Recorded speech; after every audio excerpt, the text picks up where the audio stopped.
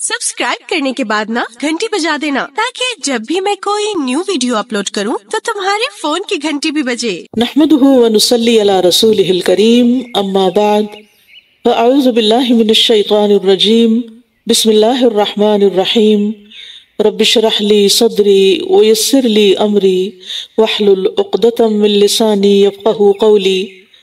अल्हम्दुलिल्लाहि ज़िल इज़्ज़ि वल करम, बारिइन नसम, वासिअल फ़ज़्लि वन निअम, अहमदु रब्बी व अशकुरुहु अला आलाइहि अल्लती नअलम वल्लती ला नअलम, ला इलाहा इल्लल्लाहु वहदहु ला शरीक लहु अल अज़्ज़ुल अकरम।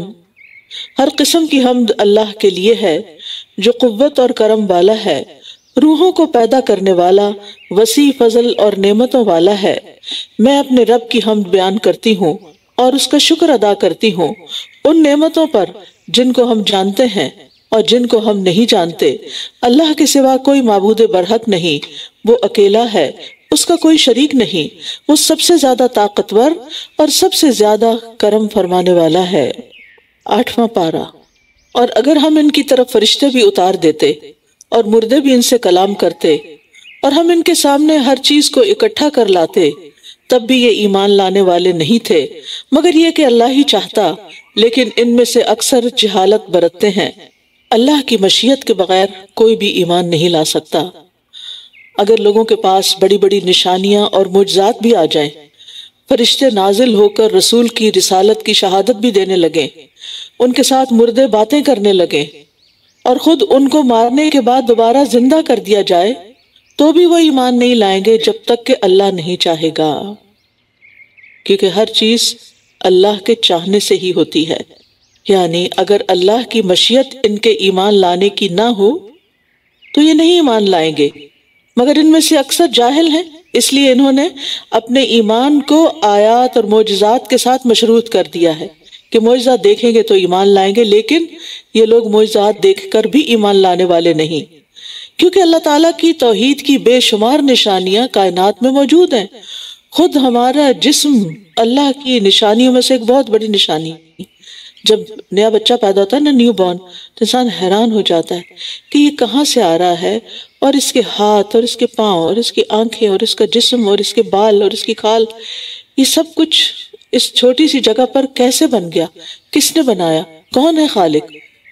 तो खुद निशानियां तो हमारे अपने वजूद के अंदर हैं, लेकिन जो नहीं देखने वाले वो अक्सर तकब्बुर और जहालत की वजह से इन निशानियों से फायदा नहीं उठाते।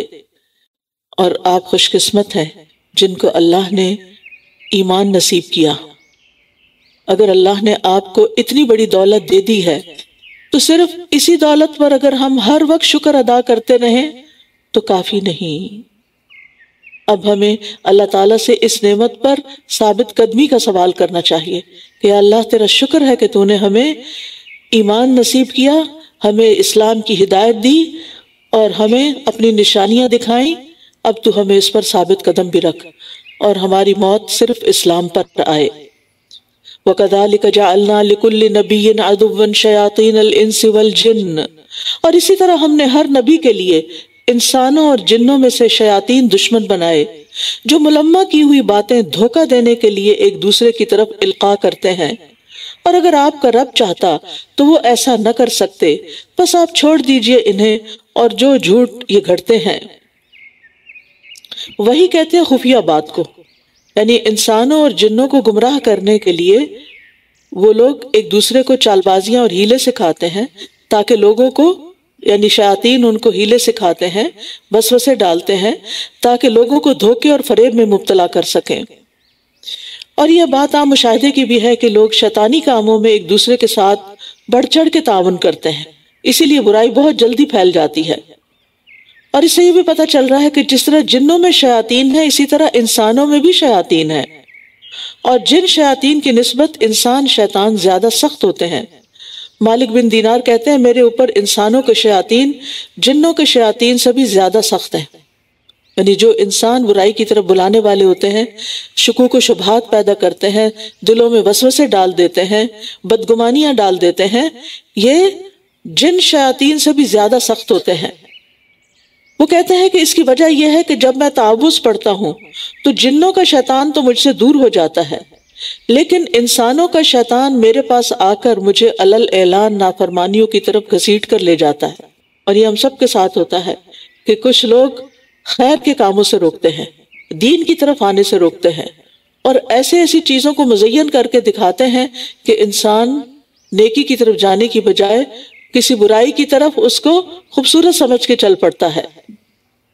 اور تاکہ جو لوگ آخرت پر ایمان نہیں لاتے ان کے دل اس کی طرف مائل ہو جائیں، اور تاکہ وہ اس جھوٹ سے راضی ہو جائیں، اور تاکہ وہ کمائی جو وہ کرتے ہیں کرتے رہیں۔ کفار مکہ کے ایک اعتراض کا بھی یہاں جواب ہے۔ یہ کئی آیتیں اس وقت نازل ہوئیں جب کفار کہنے لگے مسلمان اپنا مارا ہوا جانور تو کھا لیتے ہیں اور اللہ کے مارے ہوئے کو حرام سمجھتے ہیں۔ فرمایا کہ ایسی فریب کی باتیں شیاطین کرتے ہیں تاکہ انسان کو شبہات میں ڈالا جائے۔ تو احکامات میں اللہ کے حکم کو دیکھا جاتا ہے، عقل کو نہیں۔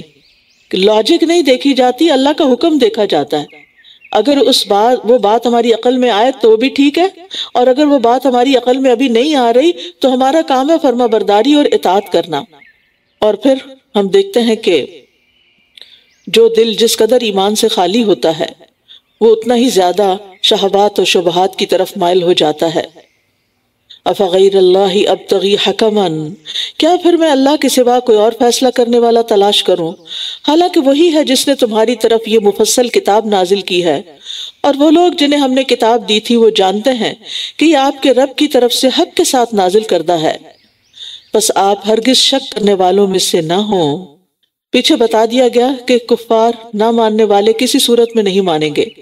اب یہاں بتایا جا رہا ہے کہ اللہ نے جو مفصل کتاب نازل کی ہے وہ آپ کی نبوت کے سچا ہونے پر کافی دلیل ہے، کیونکہ اللہ سبحانہ وتعالیٰ نے نبی صلی اللہ علیہ وسلم کو جو کتاب دی ہے جس میں ہم سب کے لیے ہدایت ہے، اس میں کسی قسم کا کوئی شک نہیں، 1400 سال سے اس میں کوئی تبدیلی نہیں ہوئی۔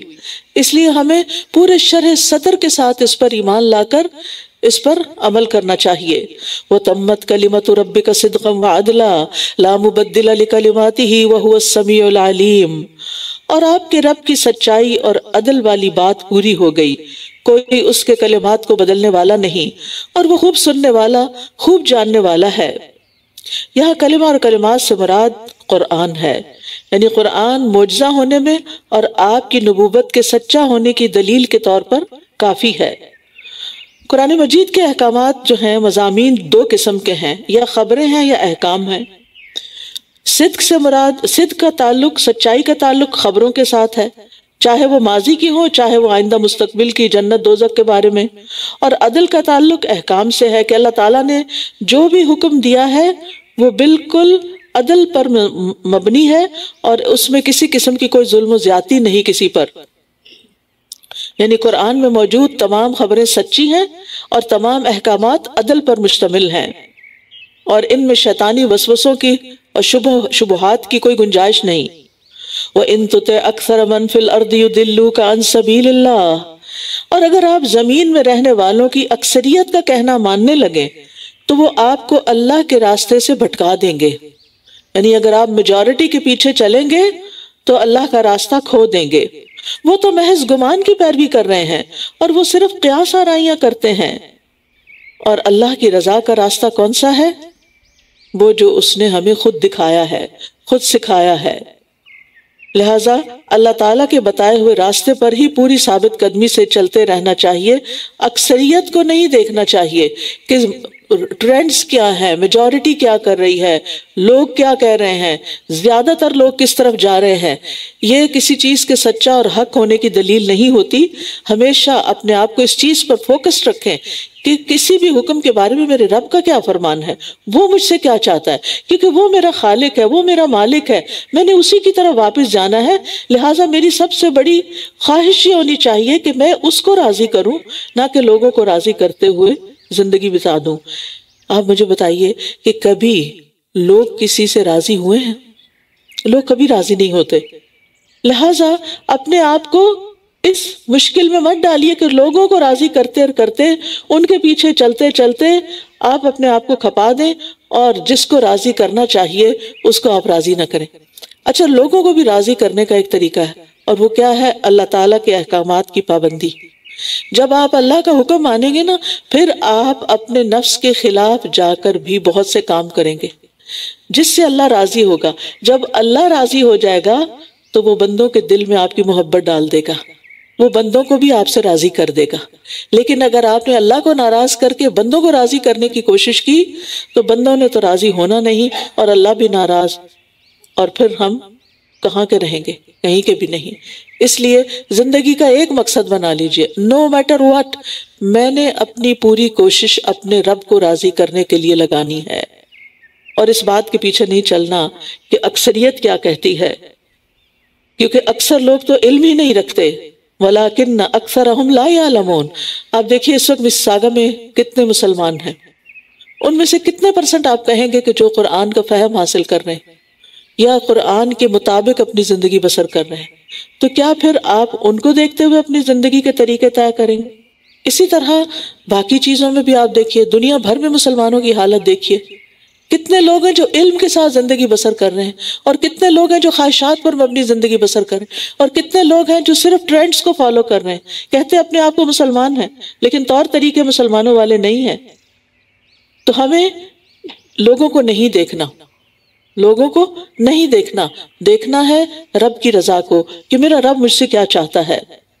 اللہ کے قلیل بندے ہی شکر گزار ہیں، اور قلیل بندے ہی ایمان اور عمل صالح کرنے والے ہیں، لہٰذا ان قلیل میں شامل ہو جائیں۔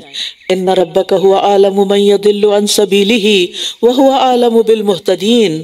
بے شک آپ کا رب زیادہ جانتا ہے کہ کون اس کے راستے سے بھٹکا ہوا ہے، اور وہی ہدایت پانے والوں کو بھی خوب جانتا ہے۔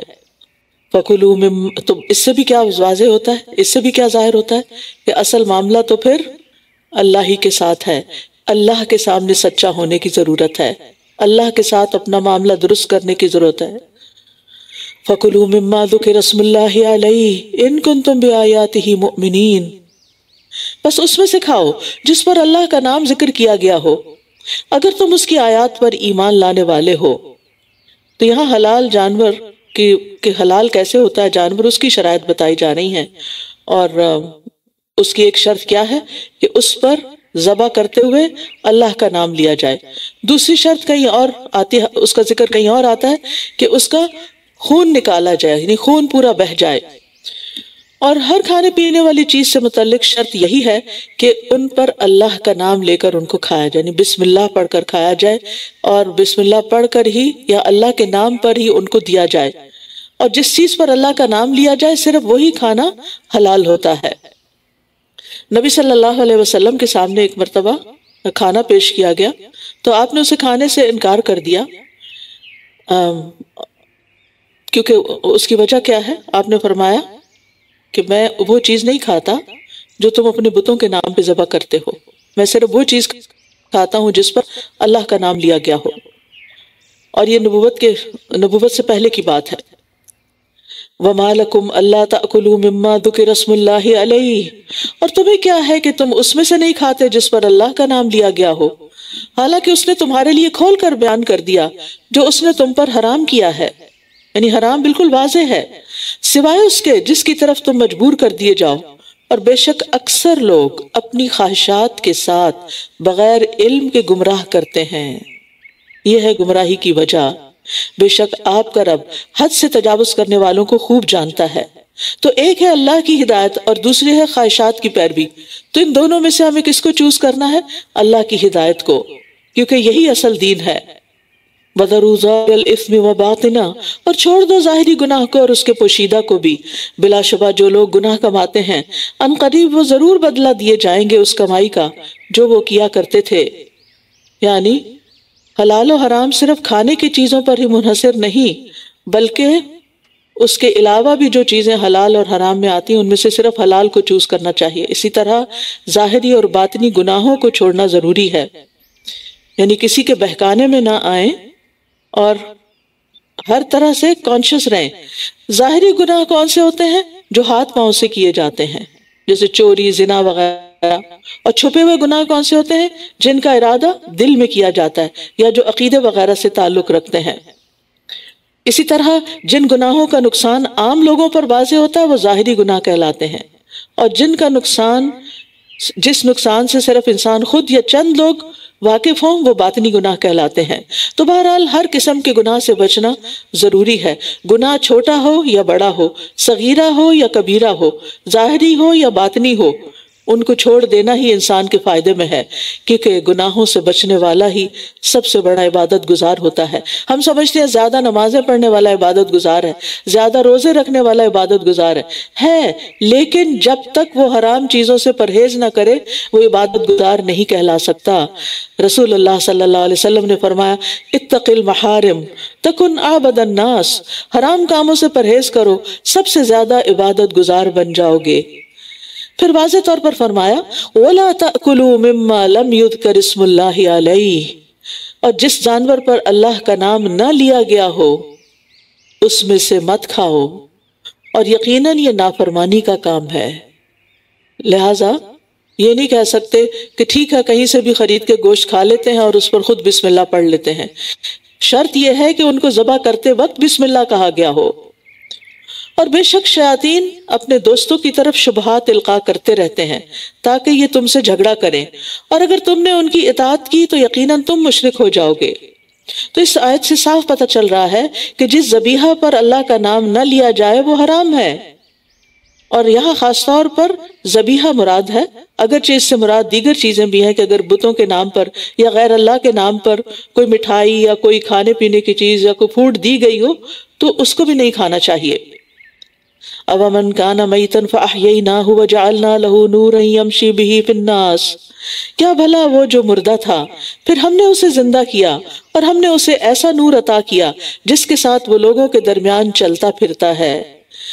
اس کی طرح ہو سکتا ہے جو اندھیروں میں ہے، ان سے کسی طرح نکلنے والا نہیں۔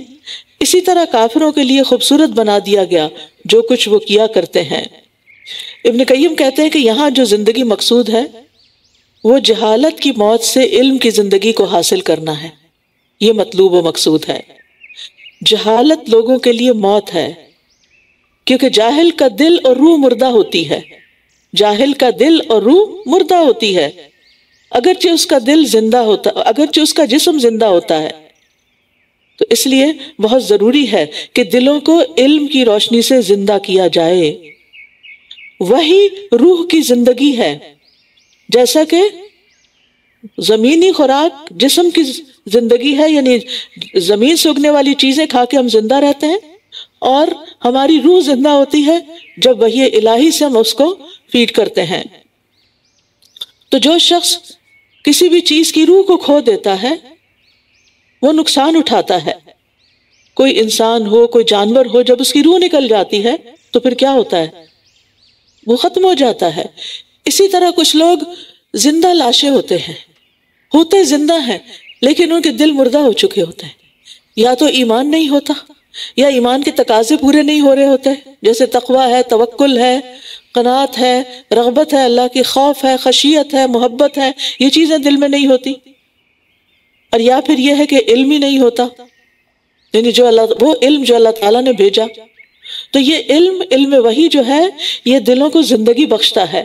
تو کہ وہ شخص جو پہلے مردہ تھا، یعنی ایمان نہیں تھا تو ایمان لے آیا، یا علم نہیں تھا، جاہل تھا تو پھر علم سیکھ لیا، اور ہم نے اسے ایسا نور عطا کر دیا جس کے ساتھ وہ لوگوں کے بیچ میں چلتا پھرتا ہے۔ یعنی جب اس کو ایمان اور علم دو نعمتیں مل گئیں تو دراصل اسے وہ روشنی ملی کہ جس کے ساتھ اس کو ایک فرقان ایسا مل گیا کہ رہتا عام لوگوں میں ہے لیکن کرتا وہ ہے جو اس کو اللہ نے ایمان اور علم کی نعمت کی روشنی کی شکل میں اس کو عطا کیا۔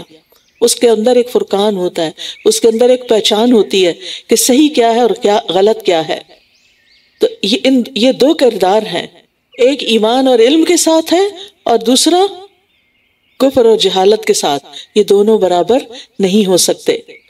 اور اسی طرح ہم نے ہر بستی میں اس کے بڑے بڑے مجرموں کو لگا دیا کہ یہ اس میں چالیں چلیں، اور یہ چالیں نہیں چلتے مگر اپنے ہی آپ سے، مگر یہ شعور نہیں رکھتے۔ یہاں مسلمانوں کو تسلی دی جا رہی ہے کہ جو لوگ ان کے خلاف سازشیں کر رہے ہیں وہ ان سے مت گھبرائیں۔ اس قسم کی سازشیں ہر دور میں ہوتی رہیں، انبیاء کرام کے خلاف ہوتی رہیں، لیکن بالآخر انجام ایمان والوں کا ہی بہتر ہوا۔ سازشیں اور چالیں چلنے والوں کو ہی نقصان دیتی ہیں.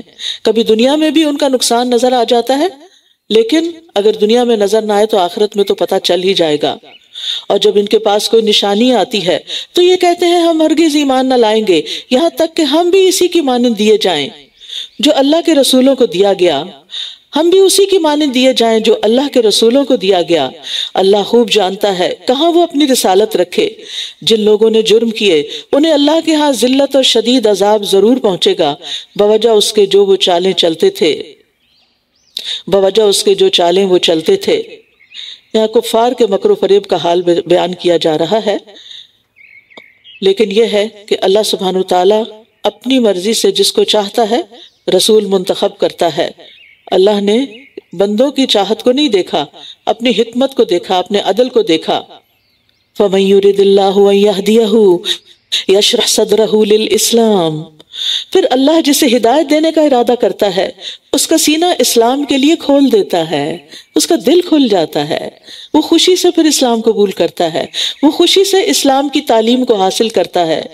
اور جسے وہ گمراہ کرنا چاہتا ہے اس کا سینہ بہت تنگ گھٹا ہوا کر دیتا ہے، گویا کہ وہ آسمان میں چڑھ رہا ہو. اسی طرح اللہ ان لوگوں پر نجاست ڈال دیتا ہے جو ایمان نہیں لاتے. تو یاد رکھیے رسالت کی طرح ہدایت اور گمراہی بھی اللہ ہی کے ہاتھ میں ہے.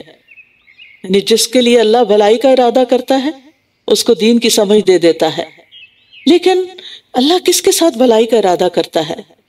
اس کے ساتھ کہ جو ہدایت کا طلبگار ہوتا ہے. ورنہ انسان کی اپنی سرکشی، تکبر اور غرور، انا، ضد، ہٹ دھرمی جیسے شیطان کے اندر تھی، جیسے فرعون کے اندر تھی، تو یہ چیز اس کو ہدایت سے محروم کر دیتی ہے، پھر وہ ہدایت نہیں پاتا. شرح صدر کی علامت کیا ہوتی ہے؟ کہ انسان دین اسلام پہ راضی ہوتا ہے، خوش ہوتا ہے کہ اللہ نے ایک اللہ کا بھیجا ہوا محفوظ دین ہے. دوسری بات یہ کہ اللہ کا حکم سن کے بندہ خوش ہو جاتا ہے. آپ دیکھیں آپ سب بھی یہاں اس وقت جب قرآن سن رہے ہوتے ہیں تو اپنے دلوں کا جائزہ بار بار لیتے رہا کریں، کیونکہ تیزی کے ساتھ ہم اللہ تعالیٰ کے احکامات کو پڑھ رہے ہوتے ہیں کہ ان احکامات کو پڑھنے کے بعد، سننے کے بعد میرے دل کی کیفیت کیا ہوتی ہے. کیا میں خوشی سے سن رہی ہوں؟ کیا میرا دل اس پہ راضی ہے؟ اور کیا اس کو سیکھ کر میرے دل کے اندر ایک سکون آ رہا ہے، مجھے میری خوشی میں اضافہ ہو رہا ہے؟ کیونکہ عبادت جو ہے اور علم جو ہے، اور علم اور عبادت جو ہے یہ دلوں میں سکون پیدا کر دیتے ہیں، اور ایسے شخص کو نیکی اور اطاعت کے کاموں میں راحت ملتی ہے، اطمینان ملتا ہے. جیسے نبی صلی اللہ علیہ وسلم کو نماز میں کیا ملتا تھا؟ آنکھوں کی ٹھنڈک. وَهَذَا صِرَاطُ رَبِّكَ مُسْتَقِيمًا قَدْ فَصَّلْنَا الْآيَاتِ لِقَوْمٍ يَذَّكَّرُونَ. اور یہ آپ کے رب کا سیدھا راستہ ہے، یقیناً ہم نے ان لوگوں کے لیے کھول کھول کر آیات بیان کر دی ہیں. یقیناً ہم نے لوگوں کے لیے آیات کھول کھول کر بیان کر دی ہیں. یقیناً ہم نے ان لوگوں کے لیے کھول کھول کر آیات بیان کر دی ہیں جو نصیحت قبول کرتے ہیں. لَهُمْ دَارُ السَّلَامِ عِنْدَ رَبِّهِمْ وَهُوَ وَلِيُّهُمْ بِمَا كَانُوا يَعْمَلُونَ. ان کے لیے ان کے رب کے ہاں سلامتی کا گھر ہے اور وہی ان کا ولی ہے ان اعمال کی وجہ سے جو وہ کیا کرتے تھے. جنت سلامتی کا گھر ہے، راحتوں کا گھر ہے، جہاں انسان کبھی بیمار نہ ہوگا، کبھی موت نہ آئے گی، کبھی بوڑھا نہیں ہوگا، کبھی تکلیف نہ آئے گی. اور وہاں انسان جنت کی نعمتوں کے ساتھ ساتھ اپنے رب کے دیدار سے خوش ہو جائے گا، اور اللہ کی رضامندی پا کر دل اطمینان اور سکون سے بھر جائے گا. کیونکہ مومن کا ساری زندگی کا ہم اور غم بھی یہی تھا کہ میرا رب مجھ سے خوش ہے یا نہیں. وَيَوْمَ يَحْشُرُهُمْ جَمِيعًا. اور جس دن وہ ان سب کو اکٹھا کرے گا اور فرمائے گا اے جنوں کے گروہ، یقیناً تم نے انسانوں کی کثیر تعداد کو اپنا بنا لیا، اور انسانوں میں سے ان کے مددگار کہیں گے کہ اے ہمارے رب، ہم میں سے بعض نے بعض کا خوب فائدہ اٹھایا اور ہم اپنی اس مدت کو پہنچ گئے جو تو نے ہمارے لیے مقرر کی تھی. وہ فرمائے گا آگ ہی تمہارا ٹھکانہ ہے جس میں تم ہمیشہ رہنے والے ہو، مگر جو اللہ چاہے، بے شک آپ کا رب بہت حکمت والا، خوب علم والا ہے. اب یہاں پر قیامت ہم دیکھتے ہیں کہ قیامت کے دن لوگ اپنی غلطیوں کا اقرار کر لیں گے. جن اور انسان کس طرح ایک دوسرے سے فائدے اٹھاتے ہیں اور کس طرح ایک دوسرے کو بے وقوف بناتے ہیں، اس کا اقرار وہ قیامت کے دن کر لیں گے۔ اور اسی طرح ہم ظالموں کو ایک دوسرے کا مددگار بنا دیتے ہیں اس کمائی کی بدولت جو وہ کیا کرتے ہیں۔ اصل بات یہی ہے کہ جیسے اعمال ہوتے ہیں انسان کے، جیسی خواہشات ہوتی ہیں، ویسی ہی لوگوں سے دوستی ہوتی ہے، چاہے وہ جنوں میں سے ہو یا انسانوں میں سے۔ اور انسان کو اپنے اعمال، اپنی پسند اور اپنی خواہش کے مطابق ہی دوست ملتے ہیں۔ آپ ہر ایک کے ساتھ دوستی نہیں کر سکتے، آپ کا دل انہی کے ساتھ لگتا ہے جو آپ کی طرح کی باتیں کرتے ہیں۔ رشتہ داریوں میں تو مجبوری ہوتی ہے کہ آپ ان کو کاٹ نہیں سکتے، چاہے وہ آپ کی پسند کے ہیں یا نہیں، لیکن دوستوں کے بارے میں تو انسان کی اپنی چوائس ہوتی ہے نا۔ کچھ لوگ ہوتے ہیں جن کو دیکھ کے آپ کا دل کھل اٹھتا ہے، یہ وہ لوگ ہوتے ہیں جو آپ جیسی پسند اور خواہش رکھتے ہیں، اور اگر وہ نہ رکھتے ہوں تو تھوڑے ہی دن میں آپ ان سے الگ ہو جاتے، وہ دوستی نبھ ہی نہیں سکتی، وہ آگے چل ہی نہیں سکتی۔ تو اس لیے انسان کو یہ دیکھنا چاہیے کہ وہ کس کو دوست بنائے ہوئے ہے، کیونکہ وہ اپنے دوست کے ہی دین پر ہے۔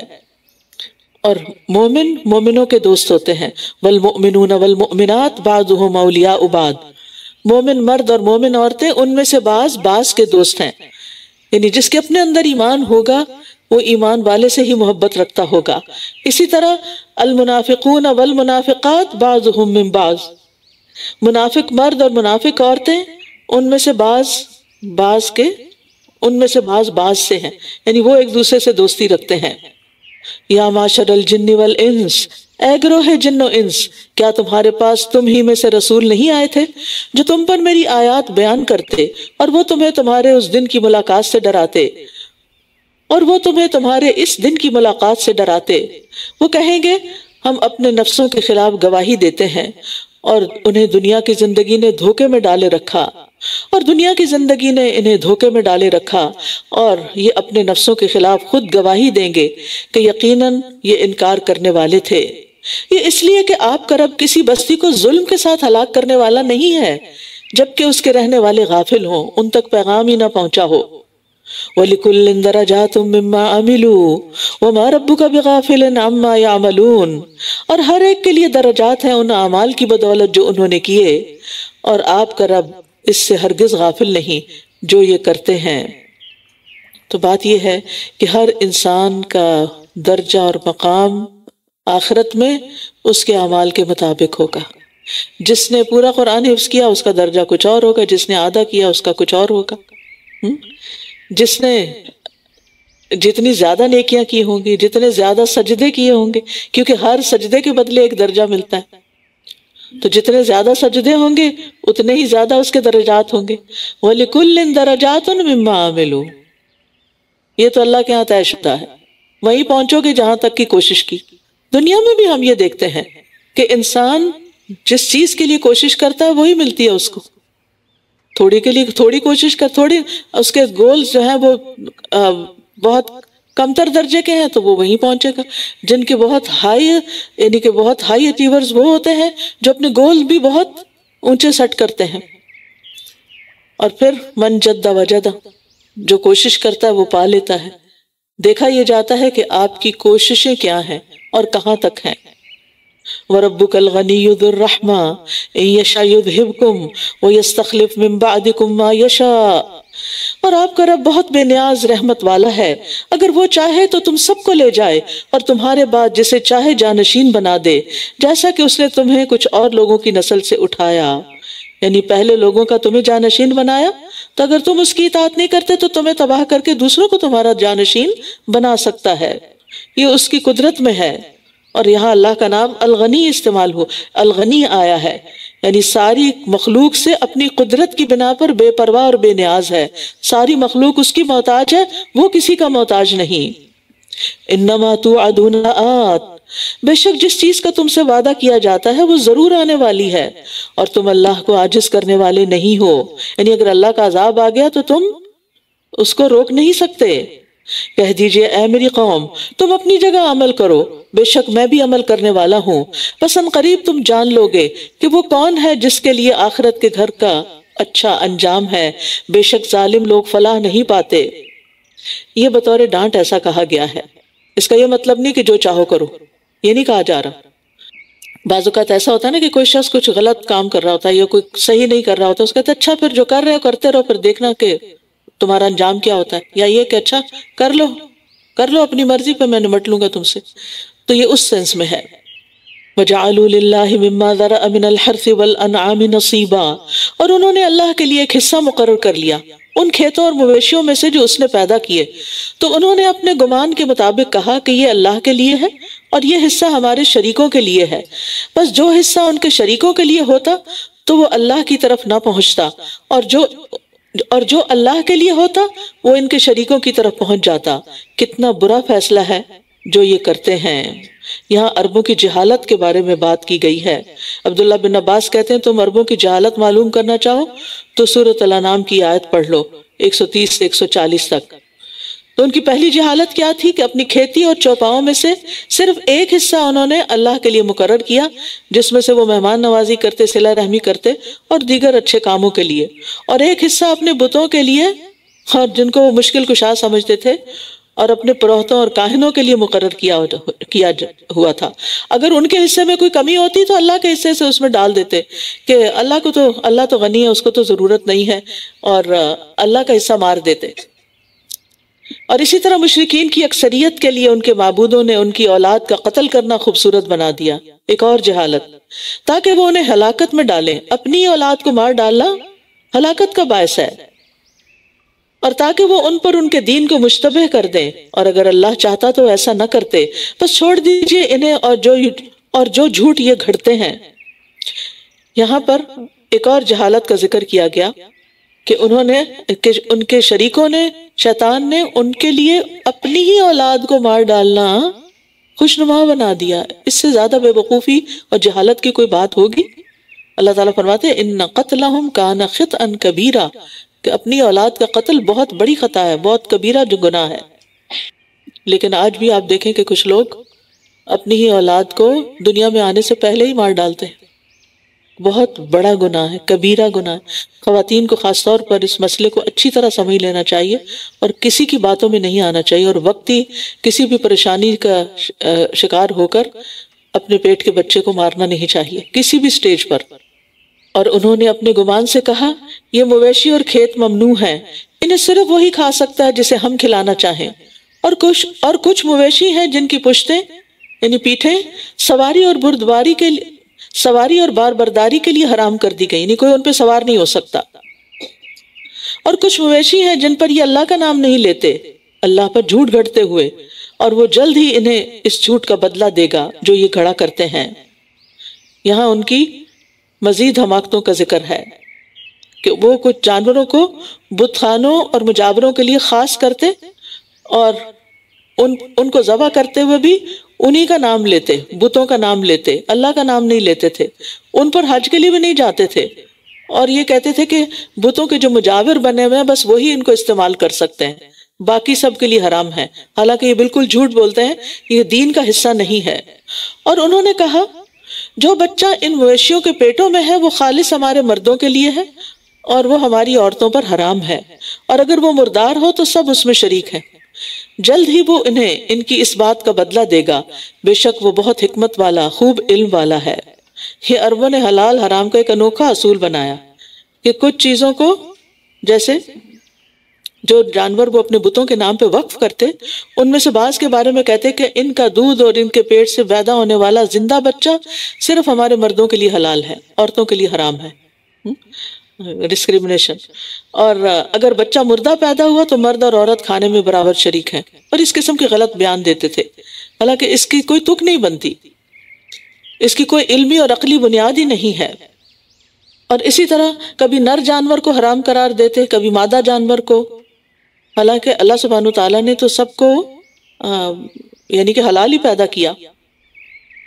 قد خسر الذین قتلوا اولادہم سفہا، بے شک ان لوگوں نے نقصان اٹھایا جنہوں نے اپنی اولاد کو بغیر علم کے نادانی سے قتل کر دیا. اللہ اکبر. بے شک ان لوگوں نے نقصان اٹھایا، دین کا بھی دنیا کا بھی، جنہوں نے اپنی اولاد کو بغیر علم کے نادانی سے قتل کر دیا، اور جو رزق انہیں اللہ نے دے رکھا تھا اور جو رزق اللہ نے انہیں دے رکھا تھا اسے اللہ پر جھوٹ گھڑتے ہوئے حرام قرار دے دیا، یقیناً یہ بھٹک گئے ہیں اور یہ ہدایت پانے والے نہ تھے۔ تو ایسی تمام خواتین جنہوں نے کوئی بھی ایسا جرم کیا ہے کہ اپنے ہی بچے کو مارا ہے، وہ اس کا کفارہ ضرور دیں۔ وَهُوَ الَّذِي أَنشَأَ جَنَّاتٍ مَعْرُوشَاتٍ، اور صرف کفارہ نہیں بلکہ اس کے ساتھ ساتھ توبہ استغفار بھی، رو رو کے اللہ سے معافی بھی مانگی جائے۔ وَهُوَ الَّذِي أَنشَأَ جَنَّاتٍ مَعْرُوشَاتٍ وَغَيْرَ مَعْرُوشَاتٍ، اور وہی ہے جس نے چھتریوں پر چڑھائے ہوئے اور نہ چڑھائے ہوئے باغات پیدا کیے، اور کھجور کے درخت اور کھیت جن کے پھل مختلف ہیں، اور زیتون اور انار ایک دوسرے سے ملتے جلتے اور نہ ملتے جلتے۔ کھاؤ اس کا پھل جب وہ پھل لائے، اور اس کی کٹائی کے دن اس کا حق دو، اور تم اسراف نہ کرو، بے شک وہ اسراف کرنے والوں سے محبت نہیں رکھتا۔ اللہ کی نافرمانی میں خرچ کرنا بھی اسراف ہے، اور اسی طرح ضرورت سے زیادہ خرچ کرنا بھی اسراف ہے۔ ہر چیز میں فضول خرچی اسراف کہلاتی ہے، چاہے آپ اپنے سنک پہ کھڑے ہو کے پانی کھول کے برش کرتے رہیں اور بلا ضرورت پانی گرتا رہے، یہ بھی اسراف ہے، اور مسرفین سے اللہ محبت نہیں کرتا۔ یا یہ کہ برتن دھونے کے لیے آپ اتنا ٹیپ کھول دیں کہ جس کی ضرورت نہ ہو، یا وضو کے لیے بھی آپ فل کھول دیں اس کو اور خوب کھلا پانی استعمال کریں، تو یہ تو پانی کے ساتھ ہے۔ اور بھی بہت سی قسمیں ہیں، تو کسی بھی چیز کو اسی طرح پھل کاٹتے ہوئے اتنا زیادہ اوپر سے چھلکا اتار دینا کہ آدھا پھل ہی اس میں چلا جائے صرف اپنی سہولت کے لیے، یہ بھی اسراف ہے۔ فضول خرچی، چیزوں کو ضائع کرنا، یہ بھی اسراف ہے، اور اسی طرح ان کو صحیح رستے پر استعمال نہ کرنا، نافرمانی میں خرچ کرنا، یہ بھی اسراف ہے۔ اسی طرح یہ ہے کہ دنیاوی معاملات میں ایک دوسرے سے آگے نہیں بڑھنا چاہیے، کیونکہ اس کی بھی ممانعت ہے۔ رسول اللہ صلی اللہ علیہ وسلم نے فرمایا، میں تمہارے فقر سے نہیں ڈرتا، لیکن میں اس بات سے ڈرتا ہوں کہ دنیا تم پر کشادہ کر دی جائے گی جس طرح تم سے پہلے لوگوں پر کشادہ کر دی گئی تھی، تو تم ایک دوسرے سے آگے بڑھنے لگو گے جس طرح وہ ایک دوسرے سے آگے بڑھنے لگے، اور وہ تمہیں غافل کر دے جس طرح ان لوگوں کو غافل کر دیا تھا، یعنی اس دنیا نے۔ وَمِنَ الْأَنْعَامِ حَمُولَةً وَفَرْشًا، اور مویشیوں میں سے کچھ بوجھ اٹھانے والے ہیں اور کچھ زمین سے لگے ہوئے، مثلا اونٹ کے اوپر آپ سواری بھی کرتے ہیں، سامان بھی لاتے ہیں۔ کھاؤ اسی طرح بیل پر بھی کھاؤ اس رزق میں سے جو اللہ نے تمہیں دیا، اور شیطان کے قدموں کی پیروی نہ کرو، بے شک وہ تمہارا کھلا دشمن ہے۔ اللہ نے 8 قسمیں پیدا کی، یعنی مویشی جانوروں میں، بھیڑ میں سے 2 یعنی مذکر مؤنث، اور بکری میں سے 2۔ کہہ دیجئے کیا اس نے دونوں نر حرام کیے یا دونوں مادہ، یا وہ بچے جو دونوں مادہ کے رحموں میں ہیں؟ مجھے علم کی بنا پر بتاؤ اگر تم سچے ہو، کیونکہ عربوں نے ان چیزوں کو خود حرام کر رکھا تھا، تو اللہ تعالیٰ نے حرام نہیں کیا تھا، تو ان سے سوال کیا جا رہا ہے۔ اور اونٹ میں سے 2 اور گائے میں سے 2 قسمیں پیدا کی، کہہ دیجئے کیا دونوں نر اس نے حرام کیے یا دونوں مادہ، یا وہ بچے جو دونوں ماداؤں کے رحموں میں یا وہ بچے جو دونوں مادہ کے رحموں میں ہیں؟ یا تم گواہ تھے جب اللہ نے تمہیں اس کی تاکید کی تھی، یعنی کب یہ کہا تھا تمہیں؟ تو اس سے بڑا ظالم کون ہے جو اللہ پر جھوٹ گھڑ لے، کہ جھوٹی موٹی کوئی بات اللہ سے منسوب کر دے تاکہ لوگوں کو بغیر علم کے اللہ کی راہ سے بھٹکا دے۔ بے شک اللہ ظالم قوم کو ہدایت نہیں دیتا۔ اللہ الہادی ہے، ہدایت دینے والا ہے، راستہ بتانے والا ہے، لیکن ظالموں کو نہیں بتاتا کیونکہ وہ اس راستے پہ جانا بھی نہیں چاہتے۔ یہاں ایک بات بڑی سخت کی گئی ہے کہ وہ شخص سب سے بڑا ظالم ہے جو اللہ پر جھوٹ گھڑ لے، یعنی کسی بات کو اللہ تعالیٰ کی طرف منسوب کرے جو اللہ نے فرمائی نہیں، جس کا حکم اللہ نے دیا ہی نہیں، تاکہ لوگوں کو بغیر علم کے اللہ کے راہ کے سے بھٹکا دے۔ یعنی جس بات کا پتہ نہ، لوگ اگر کوئی سوال کریں اور آپ کو پتہ نہیں تو آپ صاف کہہ دیا کریں مجھے نہیں معلوم، I have no idea، مجھے نہیں پتا۔ لیکن بہت سے لوگ شرمندگی سے بچنے کے لیے بغیر علم کے کوئی نہ کوئی بات گھڑ کے اللہ سے منسوب کر کے بتا دیتے ہیں۔ ایسا کرنا ظلم ہے، ایسا نہیں کیا جا سکتا۔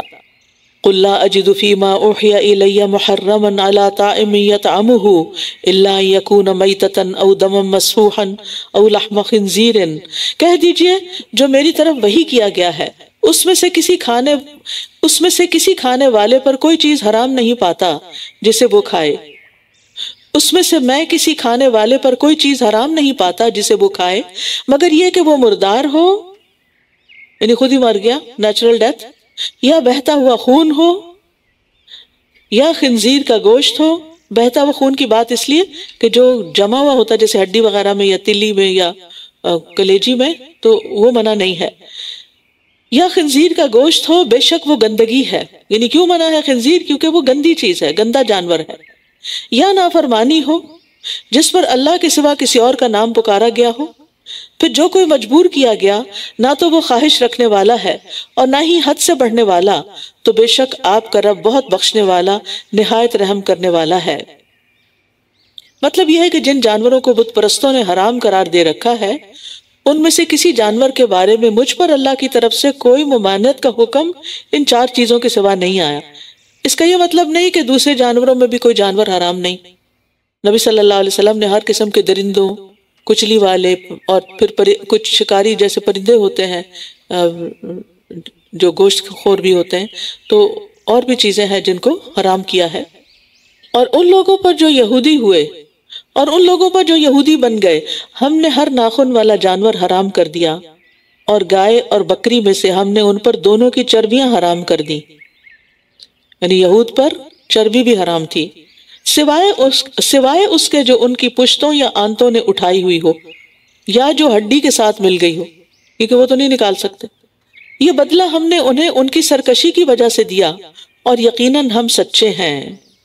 تو یہاں ناخن والے جانور سے مراد وہ جانور یا پرندہ ہے جس کی انگلیاں پھٹی ہوئی ہوں، پھٹی ہوئی یعنی الگ الگ نہ ہو، ٹھیک ہے؟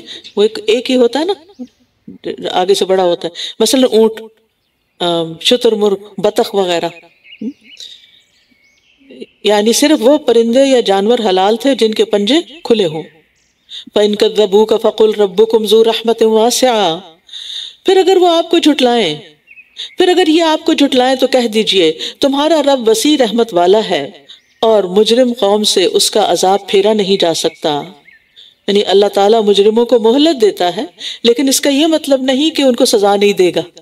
جو مجرم ہیں ان کو سزا مل کر رہے گی۔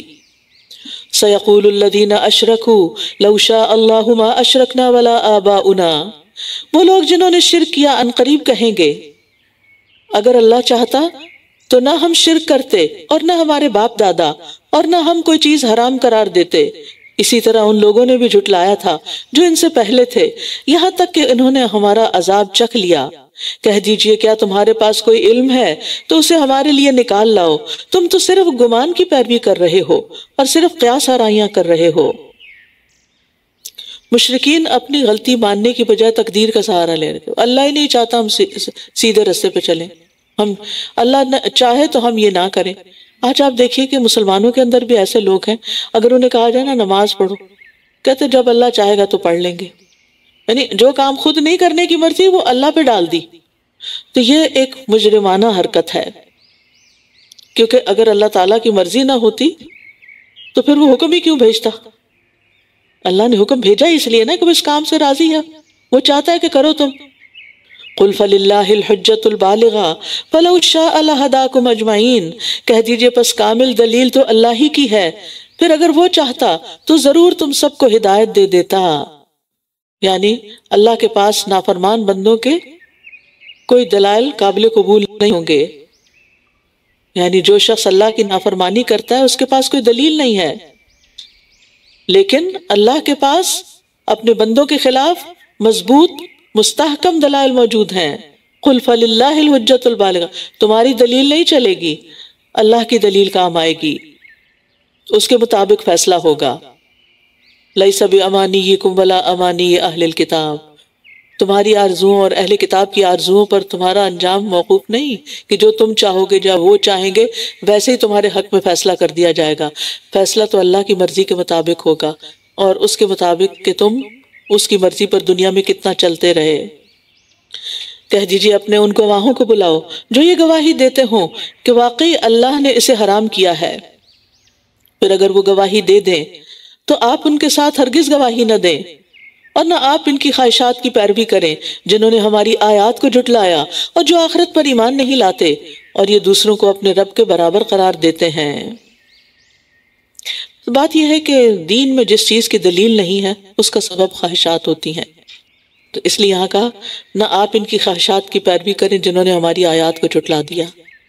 کیا یہ حکم صرف نبی صلی اللہ علیہ وسلم کے لیے یہ ہمارے لیے بھی ہے؟ کیا کہ آپ ان لوگوں کی خواہشات کی پیروی نہ کریں جنہوں نے ہماری آیات یعنی ہمارے احکامات کو جھٹلا دیا ہے، جو ہماری بات نہیں مانتے، آپ ان کی بات نہ مانیں، ان کے پیچھے نہ چلیں۔ قُلْ تَعَالَوْا أَتْلُ مَا حَرَّمَ رَبُّكُمْ عَلَيْكُمْ، کہہ دیجئے آؤ میں تمہیں پڑھ کر سناؤں جو تمہارے رب نے تم پر حرام کیا ہے۔ کیا یہ کہ تم اس کے ساتھ کسی چیز کو شریک نہ ٹھہراؤ، شرک حرام، اور والدین کے ساتھ احسان کرو کیونکہ ان کی نافرمانی حرام ہے، اور تنگ دستی کے ڈر سے اپنی اولاد کو قتل نہ کرو، بار بار یہ حکم آ رہا ہے آج، اور ہم ہی تمہیں رزق دیتے ہیں اور انہیں بھی، اور تم بے حیائی کے کاموں کے قریب بھی نہ جاؤ جو ان میں سے ظاہر ہوں اور جو چھپے ہوئے ہوں، اور نہ تم اس جان کو قتل کرو جسے اللہ نے حرام ٹھہرایا ہے، کسی کی بھی جان لینا حق کے بغیر حرام ہے مگر حق کے ساتھ، ان سب باتوں کی اس نے تمہیں تاکید کی ہے تاکہ تم عقل سے کام لو، تاکیدی حکم ہے یہ وہ احکامات ہیں جو کسی بھی شریعت میں منسوخ نہیں ہوئے تھے، اور یاد رکھیے حرام کاموں میں سب سے سنگین جرم شرک ہے، اور پھر اسی طرح فواحش کو بھی اللہ نے حرام قرار دیا، وَلَا تَقْرَبُوا مَالَ الْيَتِيمِ إِلَّا بِالَّتِي هِيَ أَحْسَنُ، اور تم یتیم کے مال کے قریب بھی نہ جاؤ مگر اس طریقے پر جو سب سے اچھا ہو، یہاں تک کہ وہ اپنی جوانی کو پہنچ جائے، اور ناپ اور تول انصاف کے ساتھ پورا کرو، ہم کسی جان کو اس کی طاقت سے بڑھ کر تکلیف نہیں دیتے مگر اس کی طاقت کے مطابق ہی، اور جب تم بات کرو تو عدل سے کام لو اگرچہ وہ قریبی رشتہ دار کے خلاف ہی ہو، اور اللہ کے عہد کو پورا کرو، یہ وہ حکم ہے جس کی اس نے تمہیں تاکید کی ہے تاکہ تم نصیحت حاصل کرو۔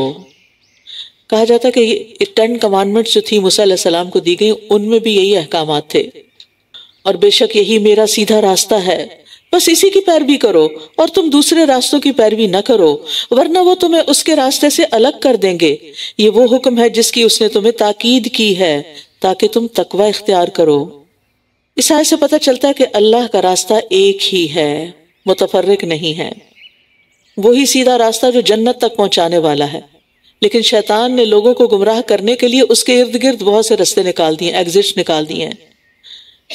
عبداللہ بن مسعود کہتے ہیں کہ رسول اللہ صلی اللہ علیہ وسلم نے ہمارے سامنے ایک لکیر کھینچی، پھر فرمایا یہ اللہ کا راستہ ہے سیدھا اسٹریٹ، پھر اس کے دائیں اور اس کے بائیں کچھ اور لکیریں کھینچ دی، رائٹ لیفٹ بھی، پھر فرمایا یہ مختلف راستے ہیں جن میں سے ہر راستے پر شیطان بیٹھا ہو، یعنی ایک سیدھی لکیر ہے اور ایک اس کے جیسے وہ چوراہا ہوتا ہے نا، تو ایک ہوتی ہے مین روڈ جس کے اوپر آپ چلے جا رہے ہوتے ہیں، اور ایک ہوتی ہے سائیڈ روڈز کے لیے نکلنے کے راستے۔ فرمایا یہ مختلف راستے ہیں جن میں سے ہر راستے پر شیطان بیٹھا ہے اور ان راستوں پر چلنے کی دعوت دے رہا ہے۔ اس کے بعد آپ نے یہی آیت تلاوت فرمائی، کیا ان ھذا صراطی مستقیما فاتبعوہ، یہ میرا سیدھا راستہ ہے سو اس کی پیروی کرو، دوسرے راستوں کے پیچھے نہ پڑو ورنہ تم اللہ کے راستے سے بھٹک جاؤ گے، کہیں بھی تم رائٹ لیفٹ ہوئے تو اللہ کا راستہ کھو دو گے، منزل تک نہیں پہنچ سکو گے۔ ثم آتینا موسیٰ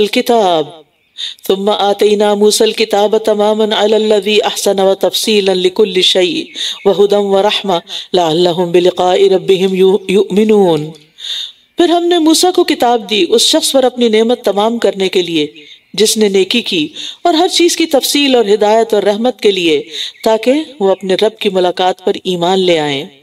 وَهَذَا كِتَابٌ أَنزَلْنَاهُ مُبَارَكٌ وَهَذَا كِتَابٌ أَنزَلْنَاهُ مُبَارَكٌ فَاتَّبِعُوهُ وَاتَّقُوا لَعَلَّكُمْ تُرْحَمُونَ، اور یہ ایک کتاب ہے جسے ہم نے نازل کیا ہے۔ کون سی کتاب؟ قرآن عظیم، بہت بابرکت کتاب ہے، بس اس کی پیروی کرو، اس کو فالو کرو اور تقوی اختیار کرو تاکہ تم پر رحم کیا جائے۔ اللہ کی رحمت چاہتے ہو تو اپنے اندر یہ صفات پیدا کر لو۔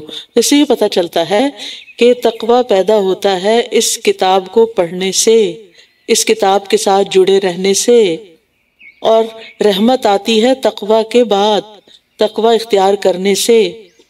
تو اس کتاب کو مضبوط پکڑ لو تاکہ تقوی حاصل ہو، تاکہ اللہ کی رحمت حاصل ہو۔ ہم میں سے ہر شخص رحمت چاہتا ہے، برکت چاہتا ہے، اور یہ خزانہ ہے ہمارے سامنے، لیکن ہمارے پاس وقت ہی نہیں اس کو پڑھنے کا۔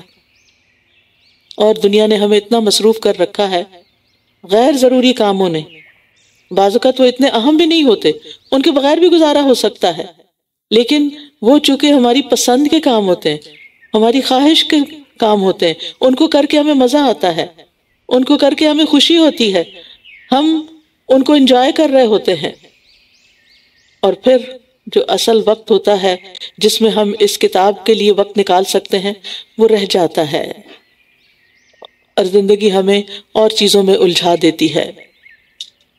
اس لیے بہت ضروری ہے کہ ہم عقل سے کام لیں، جو چیز زیادہ فائدے کی ہے اس کو پکڑ لیں اور مضبوطی سے پکڑ لیں اور اس کو نہ چھوڑیں، اور اس کو اپنی پرائرٹی نمبر 1 رکھیں۔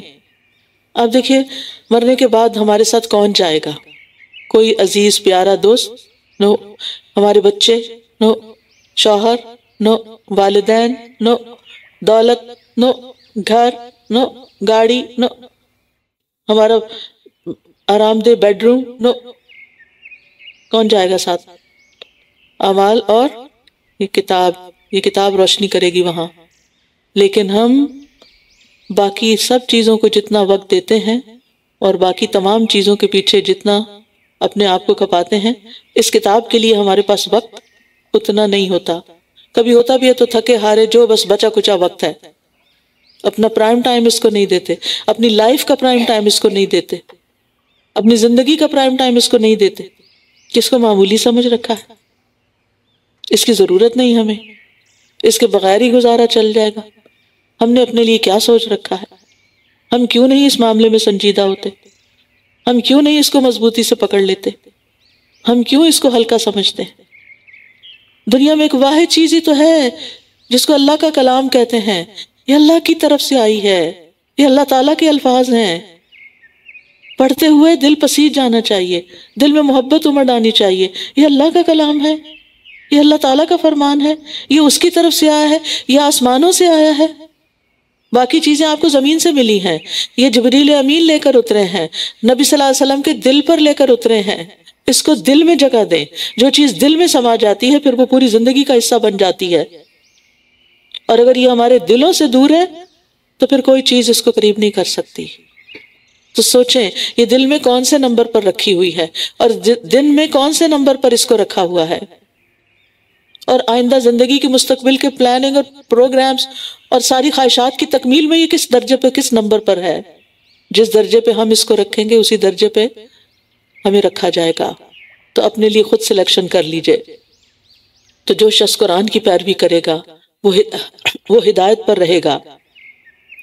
نبی صلی اللہ علیہ وسلم نے فرمایا اللہ عز و جل کی کتاب ہی اللہ کی رسی ہے، جو اس کی پیروی کرے گا وہ ہدایت پر رہے گا، اور جو اسے چھوڑ دے گا وہ گمراہی پر رہے گا۔ ابن قیم کہتے ہیں کہ بعض سلف کا کہنا ہے قرآن اس لیے اترا ہے تاکہ اس پر عمل کیا جائے، تو انہوں نے اس کی تلاوت کو عمل بنا لیا۔ وہ سمجھتے ہیں صرف تلاوت کرتے رہتے ہیں اور صرف عربی پڑھتے پڑھاتے رہتے ہیں تو ہم نے تو اس کا حق ادا کر دیا۔ یہی وجہ ہے کہ اہل القرآن وہ لوگ تھے جو اس پر عمل کرنے والے تھے، اور جو کچھ اس میں تھا اس پر عمل کرنے والے تھے، اگرچہ قرآن ان کو زبانی نہ بھی یاد ہو، لیکن جب وہ اس پر عمل کریں گے تو اہل القرآن کہلائیں گے۔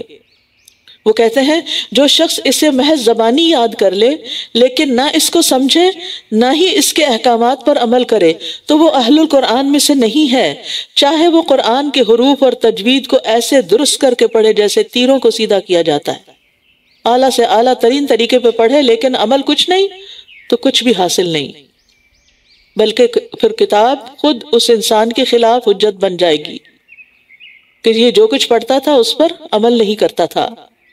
ان تقولوا انما انزل الکتاب علی طائفتین من قبلنا، ایسا نہ ہو کہ تم کہو کہ ہم سے پہلے کے 2 گروہوں پر کتاب نازل کی گئی تھی اور بے شک ہم اس کے پڑھنے پڑھانے سے یقیناً غافل تھے، یا تم کہو کہ واقعی اگر ہم پر کتاب نازل کی جاتی تو ہم ان سے زیادہ ہدایت یافتہ ہوتے. بس یقیناً تمہارے پاس تمہارے رب کی طرف سے کھلی دلیل اور ہدایت اور رحمت آ گئی ہے. تو اس سے بڑا ظالم کون ہوگا جو اللہ کی آیات کو جھٹلائے اور ان سے اعراض برتے. ان لوگوں کو جو ہماری آیات سے اعراض کرتے ہیں، منہ موڑتے ہیں، ان قریب ہم برے عذاب کا بدلہ دیں گے کیونکہ وہ ان سے اعراض کرتے تھے. اعراض کہتے ہیں بے رخی برتنا، منہ موڑ لینا، توجہ نہ دینا. یہ تو صرف اس بات کا انتظار کر رہے ہیں کہ ان کے پاس فرشتے آ جائیں یا آپ کا رب آ جائے یا آپ کے رب کی بعض نشانیاں آ جائیں.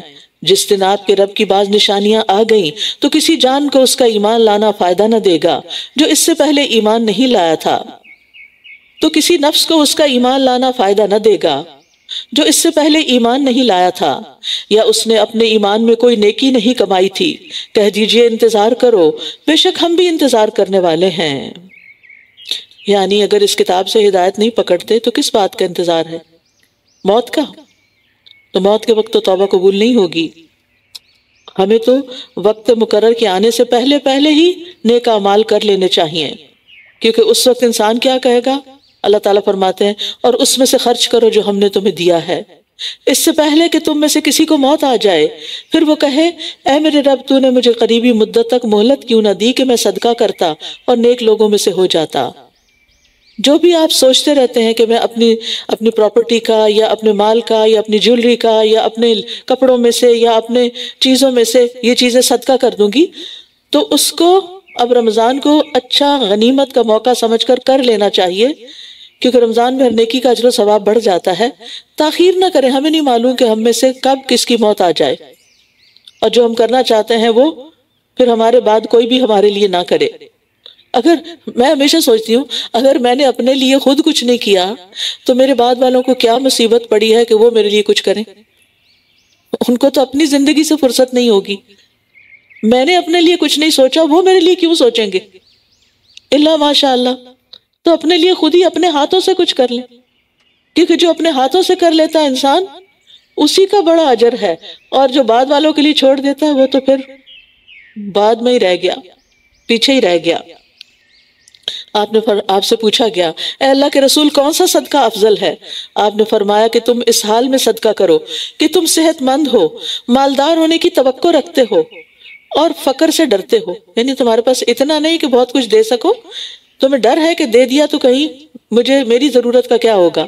اور اتنی دیر مت لگاؤ کہ جب جان حلق تک آ جائے تو کہنے لگو فلاں کو اتنا اور فلاں کو اتنا دے دو، حالانکہ اب تو وہ فلاں کا ہو ہی چلا، اب تو انہی کا ہے، اب تمہارا تو نہیں. بے شک وہ لوگ جنہوں نے اپنے دین کو فرقہ فرقہ کر دیا اور وہ گروہ گروہ ہو گئے، آپ کا ان سے کسی چیز میں کوئی تعلق نہیں ہے. بے شک ان کا معاملہ تو اللہ ہی کے سپرد ہے، پھر وہ انہیں بتائے گا جو کچھ وہ کیا کرتے تھے. تو یہاں تفرقے کی ممانعت کی گئی ہے. قرآن مجید میں آتا ہے وَاعْتَصِمُوا بِحَبْلِ اللَّهِ جَمِيعًا وَلَا تَفَرَّقُوا، اور اللہ کی رسی کو مضبوطی سے تھام لو اور تفرقے میں نہ پڑو. مَنْ جَاءَ بِالْحَسَنَةِ فَلَهُ عَشْرُ أَمْثَالِهَا، جو کوئی ایک نیکی لایا تو اس کے لیے اس کی مانند 10 ہوں گی، اور جو کوئی ایک برائی لایا تو وہ اسی کی مانند بدلہ دیا جائے گا، اور وہ ظلم نہ کیے جائیں گے. یعنی نہ نیکی کرنے والوں پر ظلم ہوگا نہ برائی کرنے والوں پر، ہر کوئی اپنے کیے کا بدلہ پائے گا. ہر نیکی کا اجر 10 گنا ہے جو 700 گنا تک جاتا ہے، خاص طور پر جب انسان اللہ کی راہ میں اللہ کے دین کے لیے خرچ کرتا ہے. کہہ دیجئے بے شک میرے رب نے مجھے سیدھے راستے کی طرف ہدایت بخشی ہے، اس درست دین کی طرف جو ابراہیم کا طریقہ ہے، جو یکسو تھے اور وہ شرک کرنے والوں میں سے نہ تھے.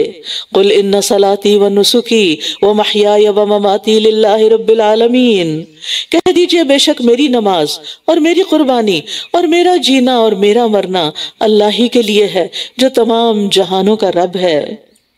تو گویا ہمیں اپنی ساری زندگی اللہ کی فرما برداری میں گزارنی ہے، اپنا ظاہر اور باطن اللہ کی طرف لگا دینا ہے، اپنے چہرے کا رخ اللہ کی طرف کر دینا ہے، اپنے دلوں کو اللہ کے سپرد کر دینا ہے. ہر کام میں ہمیں اخلاص مانگنا ہے. لا شریک لہ وبذالک امرت وانا اول المسلمین، اس کا کوئی شریک نہیں اور اسی کا مجھے حکم دیا گیا ہے اور میں سب سے پہلا مسلمان ہوں. قل اغیر اللہ ابغی ربا وہو رب کل شیء، کہہ دیجئے کیا میں اللہ کے سوا کوئی اور رب تلاش کروں حالانکہ وہی ہر چیز کا رب ہے۔ اور کوئی نفس گناہ نہیں کماتا مگر اس کا وبال اسی پر ہے، اور کوئی بوجھ اٹھانے والا کسی دوسرے کا بوجھ نہیں اٹھائے گا، پھر اپنے رب کی طرف تم سب کا لوٹنا ہے، پھر وہ تمہیں بتائے گا اس بارے میں جس میں تم اختلاف کیا کرتے تھے۔ یہاں یہ بات واضح کر دی گئی ہے کہ کوئی کسی کا بوجھ نہیں اٹھائے گا، والدین اور اولاد بھی ایک دوسرے کے گناہ کا بوجھ نہیں اٹھائیں گے۔ یوم یفر المرء من اخیہ و امہ و ابیہ و صاحبتہ و بنیہ لکل امرئ منہم یومئذ شأن یغنیہ، انسان سارے رشتوں سے بھاگ جائے گا کیونکہ اس کو اپنی مصیبت پڑی ہوئی ہوگی۔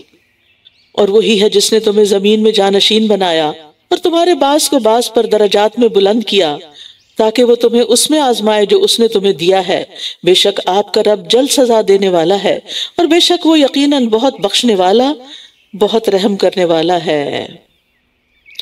یعنی اللہ نے ہمیں زمین میں ایک دوسرے کا جانشین بنایا اور شکل و صورت مال و جاہ علم و عقل میں ایک دوسرے پر فوقیت دی، اور یہ کیوں دیا؟